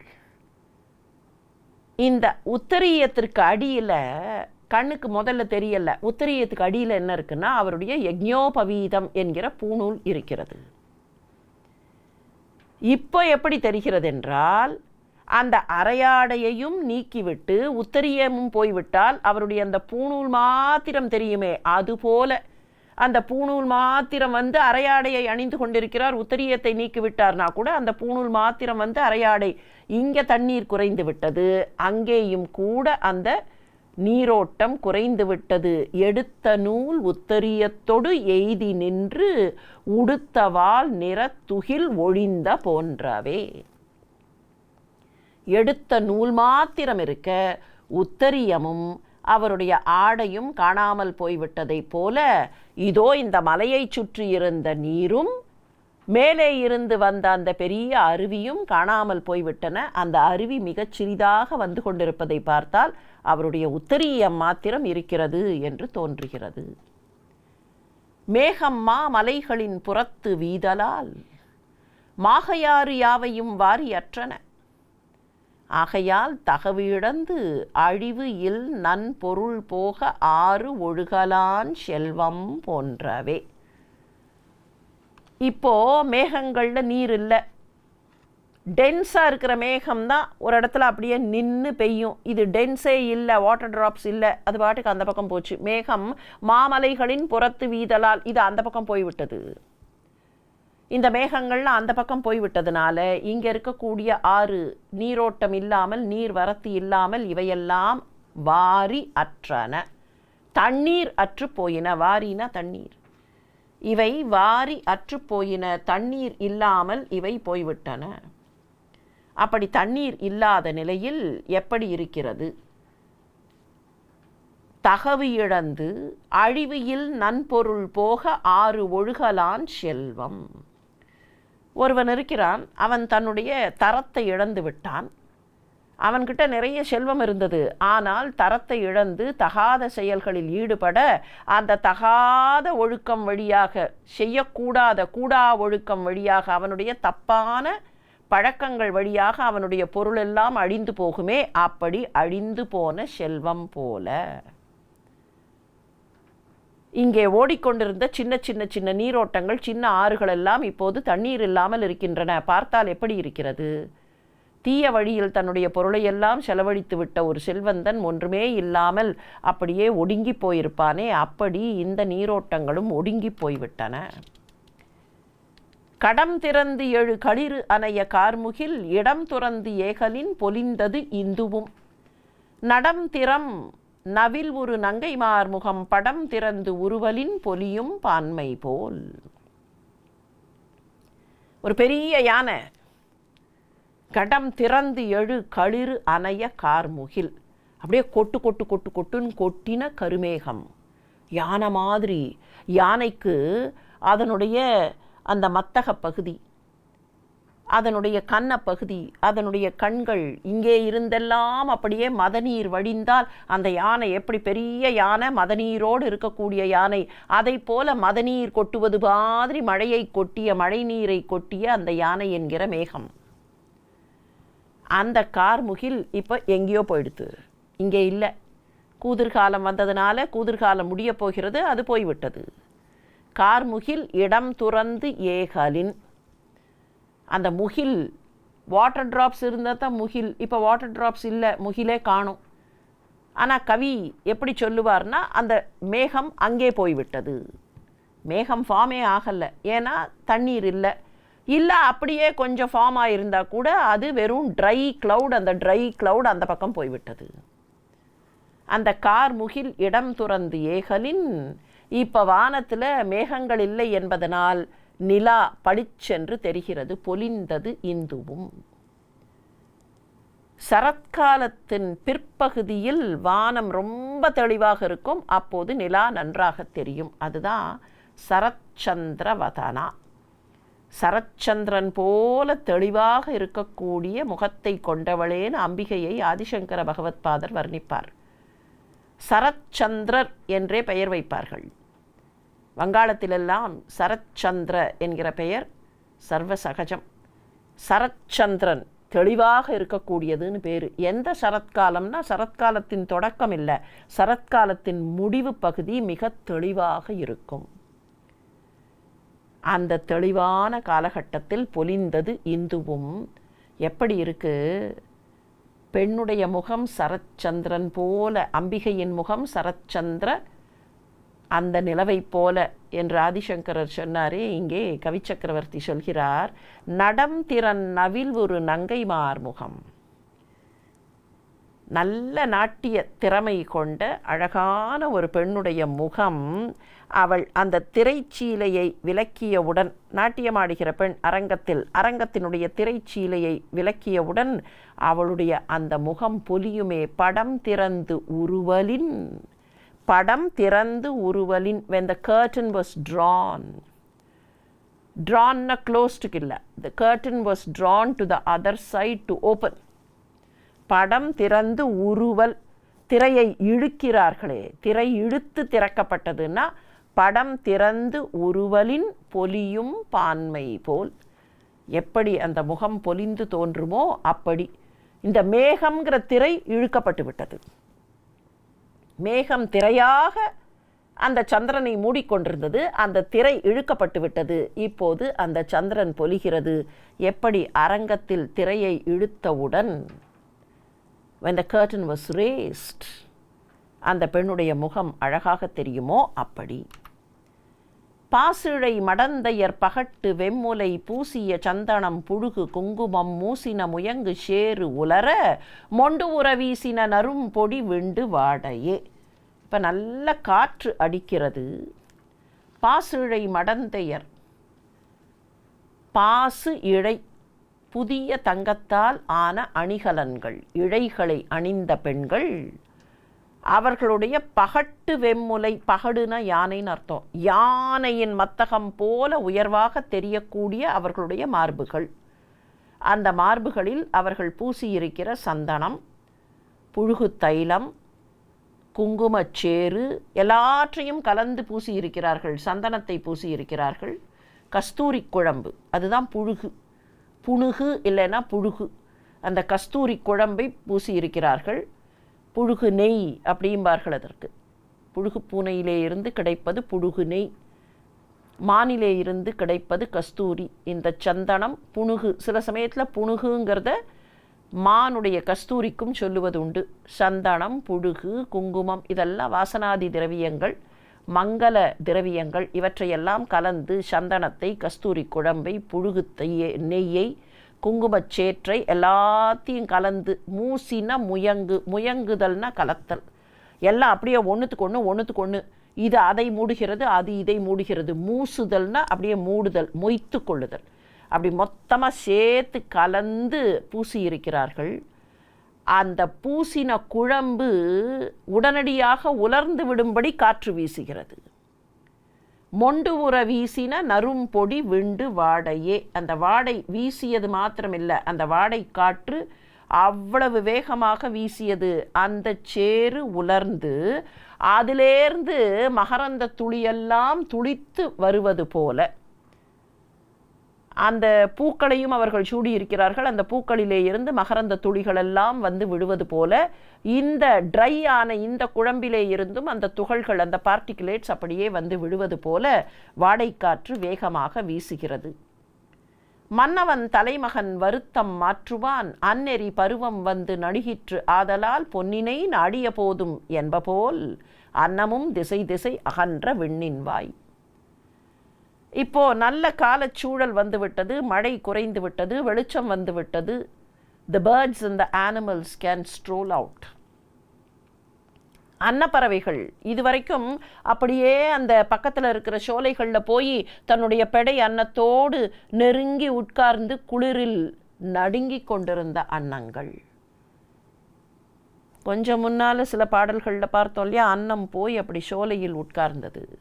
மழை பெய்யும் போது அந்த மரங்களுக்கு அடியில் போய் சற்றே மழையிலிருந்து தங்களை பாதுகாத்து கொண்ட அன்னங்கள் இப்போது அந்த அன்னங்கள் அப்படி வெளியில் வந்தன.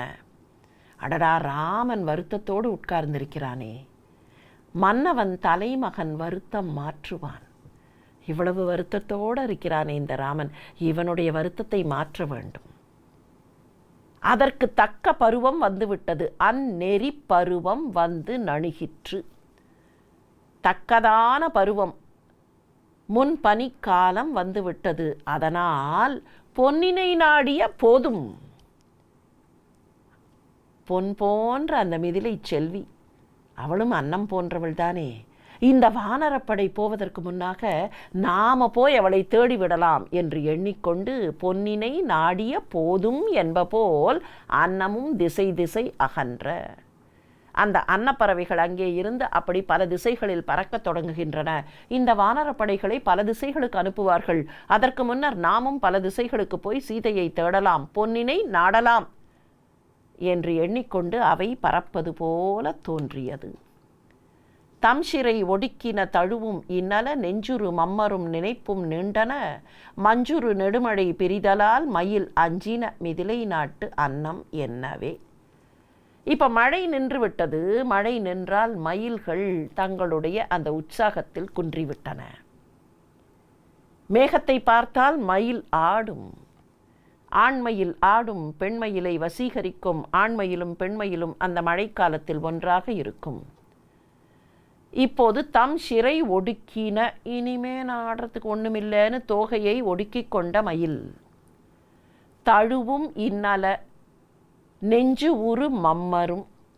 இப்போ அதே மாதிரி இருக்க முடியாது. ஆனால் கார்காலத்தில் எவ்வளவு இனிமையாக இருந்தோம், பெடையோடு எப்படி கூடியிருந்தோம் என்று அதை நினைத்து பார்த்து கொண்டு இப்போது அந்த தழுவல் கிடைக்கவில்லையே என்கிற வருத்தத்தோடு, அந்த பழைய நினைப்பு ஒரு பக்கம் வருத்தத்தை தர, இன்னொரு பக்கம் அந்த பழைய நினைப்பு அப்படியே நீண்டு கொண்டிருக்க அந்த மயில்கள் நின்றன.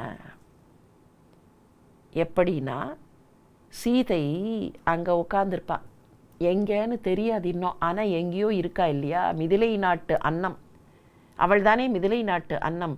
அந்த மிதிலை நாட்டு அன்னமும் அப்படியே ஒடுங்கி போய், இந்த மயில் தோகையை ஒடுக்கி கொண்டது போல அவளும் ஒடுங்கி போய், ராமன் பக்கத்திலே இல்லையே என்கிற தவிப்பில், ஆனால் அதே சமயத்தில் ராமனோடு இருந்த அந்த நினைப்புகள் ஒரு பக்கம் நீண்டு கொண்டே போக, இன்னொரு பக்கம் அந்த நினைப்புகளே பிரிவாற்றாமையை தர அவள் இருப்பாளே. அப்படி அந்த அன்னம் ஒடுங்கியதைப் போல இந்த மயில்கள் ஒடுங்கிக் கொண்டன. மிதிலை நாட்டு மயில் எப்படி ஒடுங்கி இருப்பாளோ அப்படி இந்த மயில்களும் ஒடுங்கிக் கொண்டன. வஞ்சனை தீவினை மறந்த மாதவர் நெஞ்சு எனத் தெளிந்த நீர் நிறந்து தோன்றுவ பஞ்சு எனச் சிவக்கும் மென்பாத பேதையர் அஞ்சன கண் எனப் பிறழ்ந்த ஆடல் மீன். ஆங்காங்கே தேங்கி இருக்கக்கூடிய நீர்நிலைகளில் நீர், அந்த நீர் எப்படி இருக்குன்னா தெளிவாக இருக்குது. வஞ்சனை தீவினை மறந்த மாதவர் நெஞ்சு. அடுத்தவர்களுக்கு வஞ்சனை செய்வது, தீமை செய்வது, இதையெல்லாம் மறந்து போனவர்களுடைய நல்ல தவசிகளோட நெஞ்சு எப்படி தெளிந்து கிறிஸ்டல் கிளியராக இருக்குமோ அந்த மாதிரி அந்த நீர் நிலைகளில் இருக்கிற நீர் கிறிஸ்டல் கிளியராக இருக்குது. ஏன்? மழை காலத்தில் மேலேந்து தண்ணீர் வரும், கூதிர் காலத்துலேயும் மேலேந்து தண்ணீர் வரும், பக்கத்துலேருந்து தண்ணீர் ஓடி வரும், அங்கங்கே இருக்கிற நீரோடைகள் வரும். அப்போ அதெல்லாம் கலந்து சேறு மாதிரி குழம்பி இருக்கும். ஆனால் சரத்காலத்தினுடைய இறுதியில் அந்த நீர்நிலை அப்படியே தெளிவாக இருக்கிறது. இன்னும் சொல்லப்போனால் முன்பனி காலத்திலேயும் அந்த நீர்நிலைகள் தெளிவாகத்தான் இருக்கும். அவை தெளிவாக இருக்கும் என்பதனால்தான் பாவை நோன்பு காலத்தில் அந்த நீர்நிலைகளில் இறங்கி நீராடினார்கள். இயற்கையோடு இயைந்த வாழ்க்கை. வஞ்சனை தீவினை மறந்த மாதவர் நெஞ்சு என தெளிந்த நீர் நிறந்து தோன்றுவ.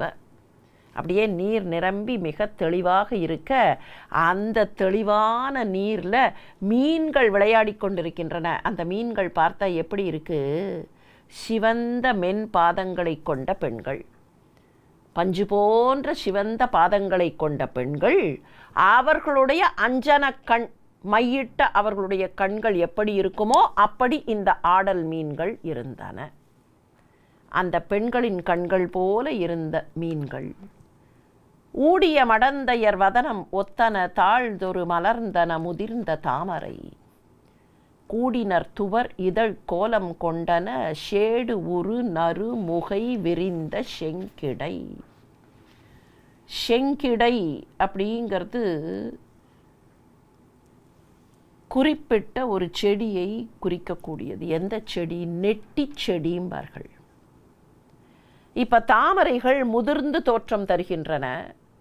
முதிர்ந்த அந்த தாமரையினுடைய தோற்றம் எப்படி இருக்குன்னா கொஞ்சம் லேசாக வாடி ஒரு பக்கம் அப்படியே கனன்று போயிருக்கிறது.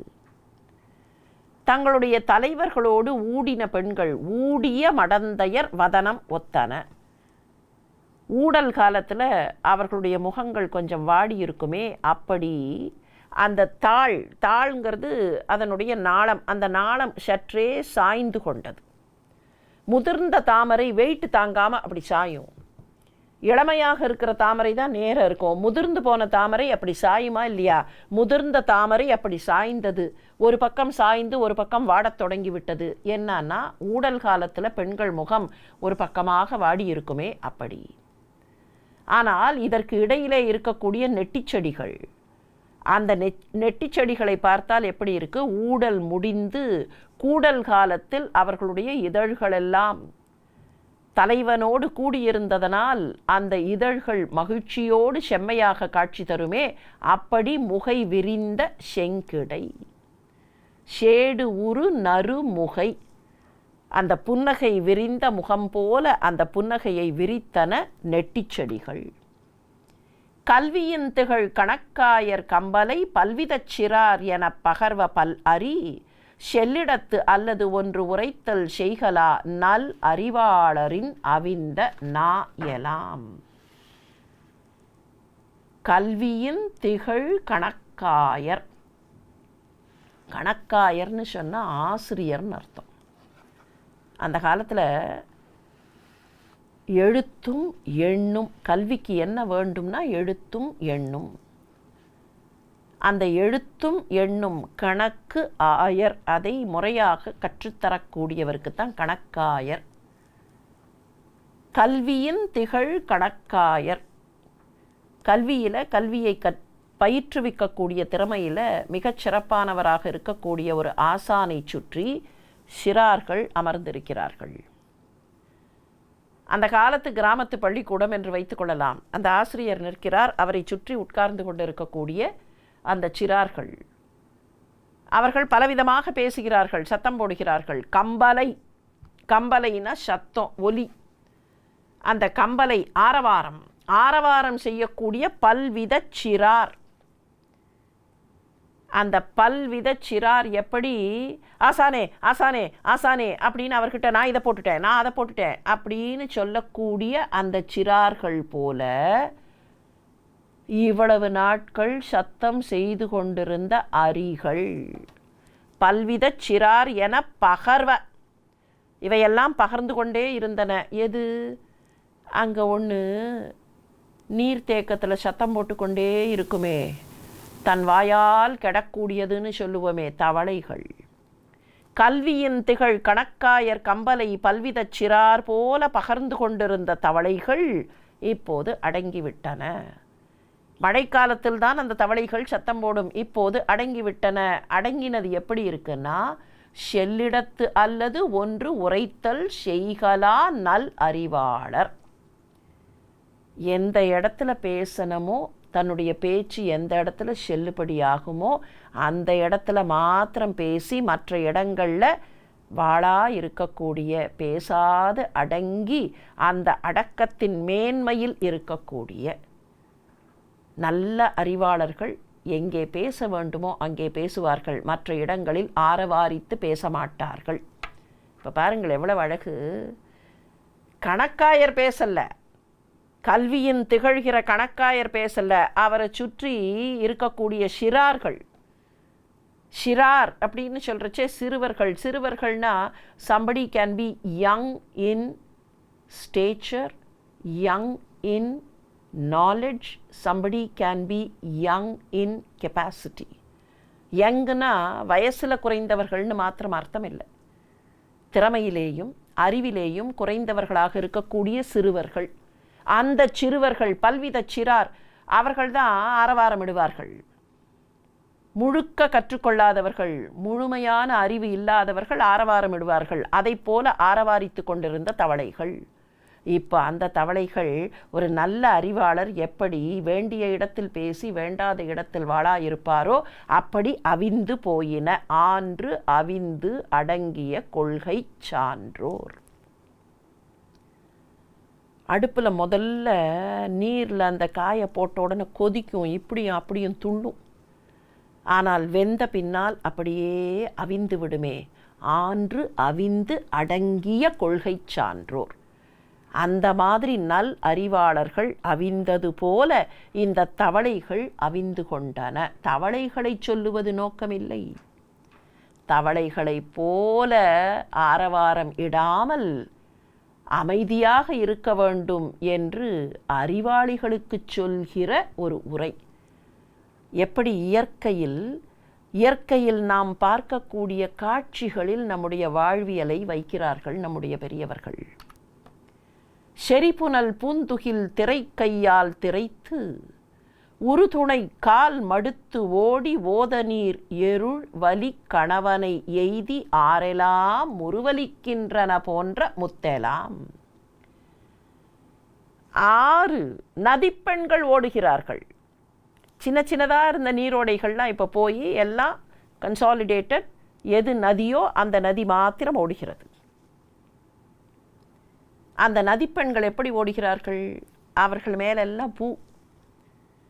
அந்த பூவை பார்த்தா எப்படி இருக்குன்னா, அந்த நதிப்பெண்ணுக்கு ஆடை போட்டது போல இருக்கிறது. செறி புனல் பூந்துகில், தன் மீது இருக்கக்கூடிய அந்த பூந்துகிலை அங்கங்கே அலை கையால் அப்படி திறந்து, ஒரு பெண் அப்படி தன்னுடைய முகத்தை மூடிக்கொண்டு அப்படி எட்டி பார்க்கிறாள்னு வச்சுப்போம், அல்லது தன்னுடைய ஆடையை திருத்துகிறாள். தன்னுடைய அலை கையால் ஆடைகளை திருத்தி கொண்டிருக்கக்கூடிய நதிப்பெண்கள். நதி மேலே அப்படியே பூ படர்ந்திருக்கும். அதை அந்த நதியினுடைய ஆடை என்று சொல்லுகிற வழக்கம் பலகாலமாக இருக்கிறது.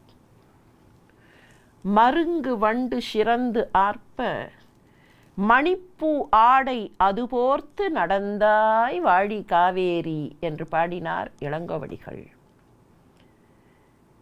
வையை என்றொரு பொய்யா குலக்கொடி அந்த பூக்களால் தன்னை மறைத்து கொண்டாள்னு பாடினார். அந்த நதிக்கு மேலே இருக்கக்கூடிய பூக்களை அவளுக்கான ஆடை என்று சொல்லுகிற வழக்கம் உண்டு. அதே மாதிரி ஆழ்வார் பாடும்போது பொன்னி திரைக்கையால் பொன் அடி வருட, ரங்கநாத பெருமாள் அங்கே பள்ளி கொள்ளுகிறார். அதை பார்த்துவிட்டு சொன்னார், பொன் திரை கையால் பொன்னடி வருட பள்ளி கொள்ளும் பொன்னரங்கம். அந்த அலை கையால் அப்படி வந்து காலை தொட்டு பிடித்து விடுகிறாளாம். திரை கை பூந்துகில் உறுதுணை கால் மடுத்து ஓடி, அந்த ஆடையை அப்படி தன்னுடைய கைகளால் பற்றி கொண்டு துணை கால் நீர் என்கிற காலாலேயே ஓடி, அந்த ஓத நீரானது தன்னுடைய கணவனை அடைய வேண்டும் என்பதற்காக ஓடுகிறாளே நதிப்பெண். தன்னுடைய கணவனான சமுத்திரத்தை அடைய வேண்டும் என்று நதிப்பெண் ஓடுகிறாளே ஆரெல்லாம். அப்படி ஓடுகிற அந்த பெண்ணுக்கு கணவனை அடைந்து விடுகிறோம் என்று மகிழ்ச்சி இல்லையா? அந்த மகிழ்ச்சியில் அந்த நதிகள் முறுவலிக்கின்றன. நதிப்பெண்கள் அப்படி ஓடிப்போய் கடலில் சேருவதை பார்த்தால் எப்படி இருக்கின்றது என்றால், முத்துக்கள் போன்ற பற்களை கொண்டு அவை முறுவலிக்கின்றன. அந்த ஆறுகள் மகிழ்ச்சியோடு ஓடுகின்றன. சொல் நிறை கேள்வியின் தொடர்ந்த மாந்தரின் இல் நிற பசலை உற்று இருந்த மாதரின் தன் நிறம் பயப்பய நீங்கி தள்ள அரும் பொன் நிறம் பொருந்தின பூகத்தாறு எலாம். பூகம்ங்கிறது பாக்கு, கமுகு மரம். பூகத்தாறு எலாம். பூகத்து ஆறு, தாரும்பார்கள், வாழைத்தார் அப்படிம்பார்கள். தாறு, அது வாழைத்தாறு, குலைக்குத்தான் தாருன்னு பேர். பூகத்தாறு, பாக்கு மரங்களில் இருக்கக்கூடிய குலைகள். மழை காலத்திலேயும் கூதிர் காலத்திலேயும் அந்த குலைகள் பச்சை பச்சேல்னு இருக்கும். இப்போ அந்த குலைகள் மெல்ல அந்த பச்சை வண்ணம் நீங்கி எப்படி இருக்குன்னா, சொல் நிறை கேள்வியின் தொடர்ந்த மாந்தரின். கல்வி கற்பதற்காக கணவன்மார்கள் வேறு எங்கேயோ புறப்பட்டு போய்விட்டார்கள். கல்வி கற்கிற காலம் என்று கூட பெயர். இந்த சரத்காலம் என்பதே கூட கல்வி கற்கிற காலம். அப்படி கல்வி கற்பதற்காக அவர்கள் புறப்பட்டு போயிருக்கிறார்கள். அவர்கள் புறப்பட்டு போன நேரத்தில் இந்த பெண்கள் தனியாக இருக்கும்போது அவர்களுக்கு பசலை வெளிரி போகிறார்கள். அந்த பிரிவினால் மாதர் வெளிறுகிறார்கள். மாந்தர் போக, மாந்தர் என்பது இங்கே ஆண்களை குறிக்க, ஆண்கள் புறப்பட்டு போய்விட அவர்களுடைய இல்லாக இருக்கக்கூடிய பெண்கள் நிறப்பசலை உற்று இருந்த மாதர். அப்படி பசலை பூத்தார் போல் என்றால் வெளிரி போனார்கள். அந்த மாதிரி தன்னுடைய பச்சை பசேல் என்கிற நிறம் பயப்பய, அதுதான் பச்சை பசேல் என்கிற அந்த பசு நிறம் நீங்கி, ஆனால் அழகான பொன்னிறம் பொருந்தின, தள்ள அரும் பொன்னிறம் பொருந்தின. அந்த பாக்கு மரத்து குலைகள் மெல்ல தங்க நிறத்தை அடைந்து விட்டன. பச்சை நிறம் காணாமல் போயிற்று. பச்சை இஸ் டார்க். இந்த பெண்கள் தங்களுடைய டார்க்காக இருந்த, டார்க்னா does not mean related to black, ஆனால் தங்களுடைய அந்த ஒரிஜினல் நிறம் அது அப்படியே வெளிரி போனது போல இந்த பச்சை நிறம் வெளிரி போய் இப்போது தங்க நிறத்தை அடைந்து விட்டன கமுகு மரங்களின் குலைகள். பயின்று உடல் குளிர்ப்பவும் பாணி நீத்து அவன் இயன்றன இளவையில் எய்ந்த மெய்யின வயிந்தொரும் வயிந்தொரும் மடித்த வாயின துயின்றன இடங்கர்மா தடங்கள் தோறுமே. நம்முடைய முன்னோர்கள் இயற்கையை எப்படியெல்லாம் பார்த்திருக்கிறார்கள். அன்னங்கள் பறந்து போயின, மயில்கள் தங்களுடைய ஆட்டத்தை குறைத்து கொண்டன, தவளைகள் சத்தமிடுவதை குறைத்து கொண்டன. தவளைகளை, மயில்களை, அன்னங்களை பக்கத்தில் நெருங்க முடிகிறது. ஆனால் சற்றே அச்சத்தை ஊட்டக்கூடிய ஓர் விலங்கு இடங்கர். இடங்கருக்கு வேறு பெயர்கள் என்னான்னு கேட்டால் சுரசம், முதலை, முதலைகள். பயின்று உடல் குளிர்ப்பவும் பாணி நீத்து. இவ்வளவு நாள் தண்ணீருக்குள்ளேயே இருந்த இந்த முதலைகள் அப்படியே தொடர்ந்து மூழ்கி இருந்ததுனால உடம்பெல்லாம் குளிர்ந்து போச்சு. அந்த குளிர் குறைய வேண்டும் என்பதற்காக அந்த மழை நீர்லேந்து இப்போது வெளியில் வந்து இளவெயில் ஏய்ந்த மெய்யின. முதலைகள் கூட சன்பாத் எடுக்கின்றன. அந்த வாட்டர் பாத்லேருந்து எல்லாம் சன்பாத் எல்லாம் வெளியில் வந்து அந்த வெயில் தன் மீது படும்படியாக வயிந்தொரும் வயிந்தொரும் மடித்த வாயின துயின்றன. அப்படி நீர்நிலைகளின் கரைகளுக்கு வந்து அந்த கரைகளில் ஆங்காங்கே அந்த முதலைகளெல்லாம் அப்படியே வாயை மடித்து கொண்டு சுகமாக உறங்கிக் கொண்டிருக்கின்றன. இடங்கர்மா துயின்றன. கொஞ்சொரு கிளி நெடும் குதலை கூடின அஞ்சிரை அறுபத அழக ஓதிய எஞ்சல் இல் குழையன இடை நுடங்குவ வஞ்சிகள் பொலிந்தன மகளிர் மானவே. வஞ்சிக் கொடிகள், வஞ்சிகள்ங்கிறது வஞ்சிக் கொடிகள். அந்த வஞ்சிக் கொடிகள் மகளிரை போல பொலிந்தன. மகளிர் மானவே, அக்கின் டு விமென், பெண்களை போல.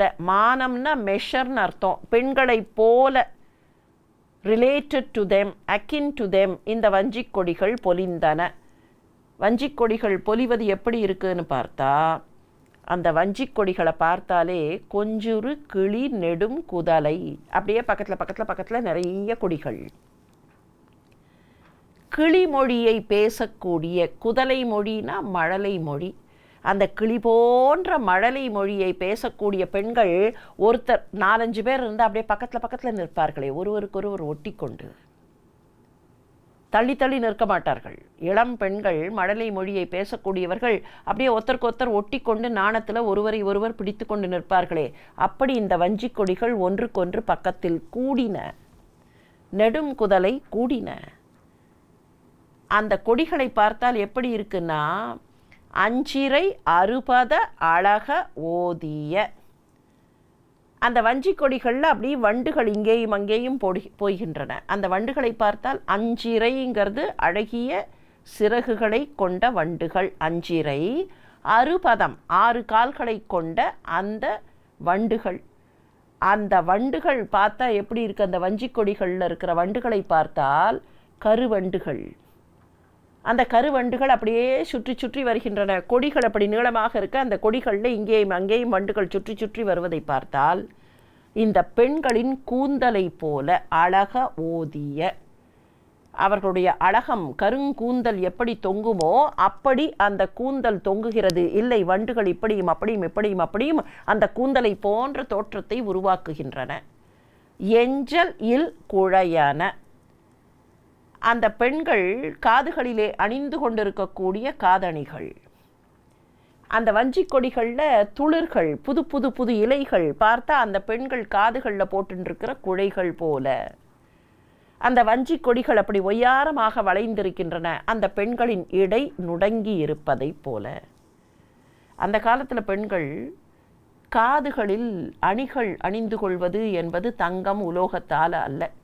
ஆதி காலத்தில் செடிகளிலேயும் கொடிகளிலேயும் இருக்கக்கூடிய மலர்கள், இலைகள், இவற்றைத்தான் போட்டுக்கொள்வார்கள். பலாசம் என்றே பெயர் உண்டு. தாலி பலாசம் என்பார்கள். இன்றைக்கும் கூட கேட்டால் சில நேரங்களில் கிராமப்புறத்திலே வைரத்தோடு என்று சொல்ல மாட்டார்கள், வைர ஓலை என்பார்கள். இந்த பனை ஓலையை சுருட்டி காதில் போட்டுக்கொள்வார்கள் ஆதி காலத்தில். அப்படி ஆதி காலத்தில் பனை ஓலையை போட்டுக்கொண்டது தான் அந்த ஓலைங்கிற பேர் அப்படியே தங்கி போய் வைர ஓலை. அப்போ இந்த இலைகளை பார்த்தா எப்படி இருக்குன்னா, அவர்கள் காதில் சுருட்டி போட்டுக்கொண்ட அந்த இலைகள் போல இந்த தளிர்கள் எஞ்சல் இல் குழையன. குழைகளை போல இந்த இலைகள் காட்சி தர, அந்த கொடிகள் அப்படியும் இப்படியும் நெளிந்திருப்பது அந்த பெண்கள் உயாரமாக இடைமடிந்து நிற்பது போல இருக்கிறது. வஞ்சிகள் பொலிந்தன மகளிர் மானவே. அளித்தன முத்தினம் தோற்ப மானனார் வெளித்து எதிர் விழிக்கவும் வெள்கி மேன்மையால் ஒளித்தன ஆம் என ஒடுங்கு கண்ணன குளித்தன மண்ணிடை கூனல் நந்து எலாம். அளித்தன முத்து இனம் தோற்ப. கூனல் நந்து, நந்துன்னா நத்தை. அப்படி கூனல், முதுகு கூனலாகத்தானே இருக்கும் நத்தைக்கு. நத்தை இப்படி போகிறதுன்னு சொன்னால் அதனுடைய நத்தை ஓடு அப்படி வளைந்திருக்கும் இல்லையா, கூனல் நந்து. அந்த கூனல் நந்து என்ன பண்ணுகிறது, நத்தையிலே இருந்து முத்து வந்ததாக கணக்கு. இந்த நத்தைகள் தாங்கள் கொடுத்த முத்து தோற்று போயிற்று. யார்கிட்ட? அளித்த முத்து இனம் தோற்று போச்சு. யார்கிட்டனா மான் போன்ற கண்களை கொண்ட பெண்களிடத்தில் தாங்கள் கொடுத்த முத்து தோற்று போனதனால் அந்த பெண்களை பார்ப்பதற்கு வெட்கப்பட்டு கொண்டு முத்து இனம் தோற்ப மான் அனார் வெளித்து எதிர் விழிக்கவும் வெள்கி.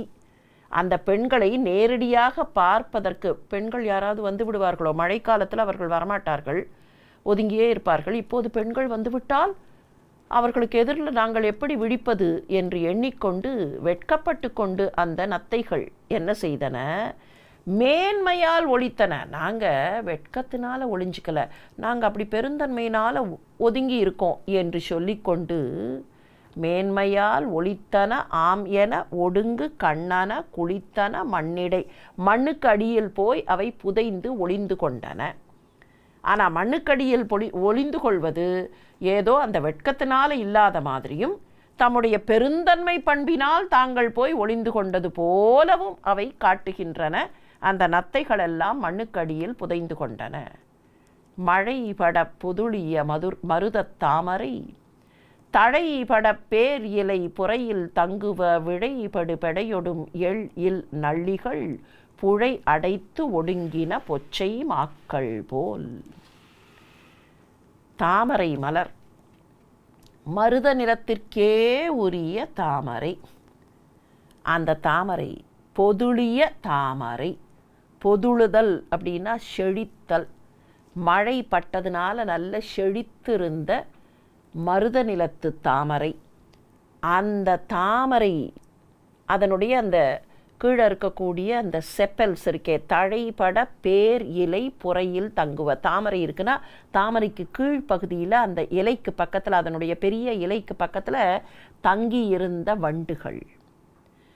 எள் இல் நள்ளிகள், இகழ்ச்சியில்லாத அந்த நள்ளிகளாக இருக்கிற நண்டுகள். இந்த நண்டுகள் என்ன செய்கின்றன, அங்கே இருந்து புறப்படுகின்றன. தங்களுடைய பெண்களோடு பெடைகளோடு சேர்ந்து வாழ்ந்து கொண்டிருந்த நண்டுகள். இதுலேயும் ஒரு அழகு இருக்கு. மழை தண்ணி உள்ளே போகும்போது பொந்துகளிலே வளைகளிலே இருக்கக்கூடியவை வெளியில் வரும். அப்படி வெளியில் வந்து தே சாட் ரெஃப்யூஜ். இந்த நண்டுகள் என்ன, வேற எங்கேயோ நண்டுகள் அந்த நண்டு வலைகளுக்குள்ளே இருக்க முடியல, வெளியில் வந்து இந்த தாமரை இலைகளுக்கு அடியில் தங்கியிருந்தன. அப்படி தாமரை இலைக்கு அடியில் தங்கியிருந்த அந்த நண்டுகள் இப்போது அங்கே இருந்து ஒடுங்கிக் கொண்டிருந்தவை தங்களுடைய வலைகளுக்கு போய்விடுகின்றன. விழைபடு பெடையொடும் எள் இல் நள்ளிகள் புழை அடைத்து ஒடுங்கின. ஒரிஜினலாக இருந்த தங்களுடைய வலை, அதுதானே அதனோட வீடு, அந்த வீட்டை விட்டுட்டு அந்த நண்டுகள்லாம் இங்கே வந்து தங்கி இருந்தது. இப்போ தே ஆர் கோயிங் பேக். இப்போ எங்கள் வீட்டுக்கே நாங்கள் போகலாம் என்று தங்களுடைய அந்த வலைகளுக்கு செல்லுகின்றன. அந்த வலைகளுக்குள் போய் அந்த புழைங்கிறது ஓட்டை, அந்த ஓட்டைகளுக்குள்ளே போய் அப்படியே அடைந்து ஒடுங்கி கொண்டன. பார்த்தா எப்படி இருக்குன்னா, வீட்டுக்குள்ளேயே அடங்கி ஒடுங்கி கொள்ளக்கூடிய பொச்சை மாக்கள் போல.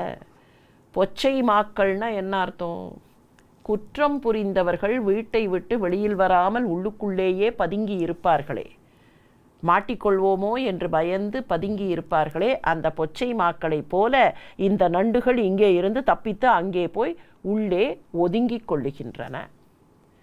இந்த பொச்சை மாக்கள்ங்கிறதுக்கு ஒரு பாடாந்திரம் உண்டு. வச்சை மாக்கள், புழை அடைத்து ஒடுங்கின வச்சை மாக்கள். வச்சை மாக்கள்னா லோபிகள், உலோபிகள்னு சொல்லலாம்.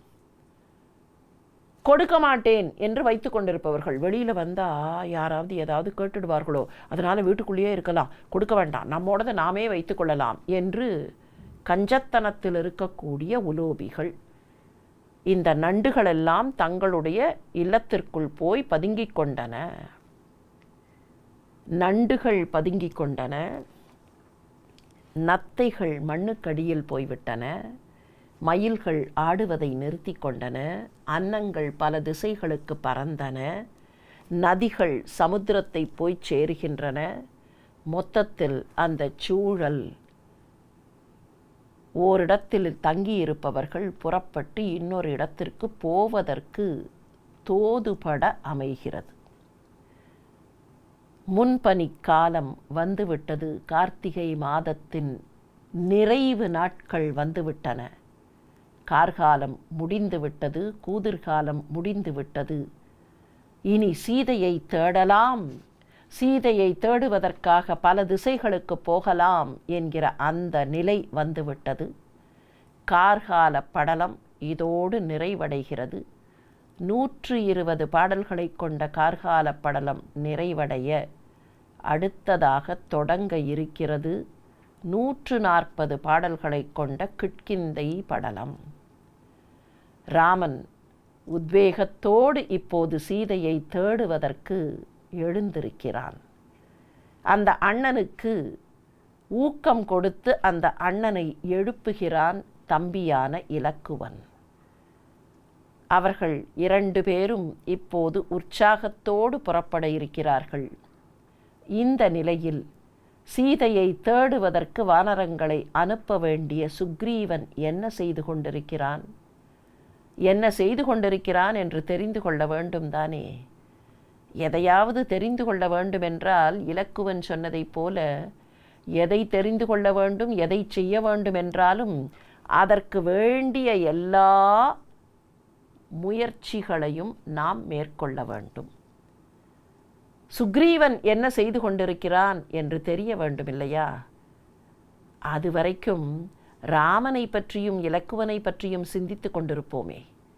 ராமனை பற்றிய சிந்தனைகள் நமக்கு எல்லாவற்றையும் புலப்படுத்தும். எனவே 1 வார காலத்திற்கு ராமனை பற்றி சிந்தித்து கொண்டிருப்போம். 1 வாரம் கழித்து சந்திப்போம். அதுவரை வணக்கம்.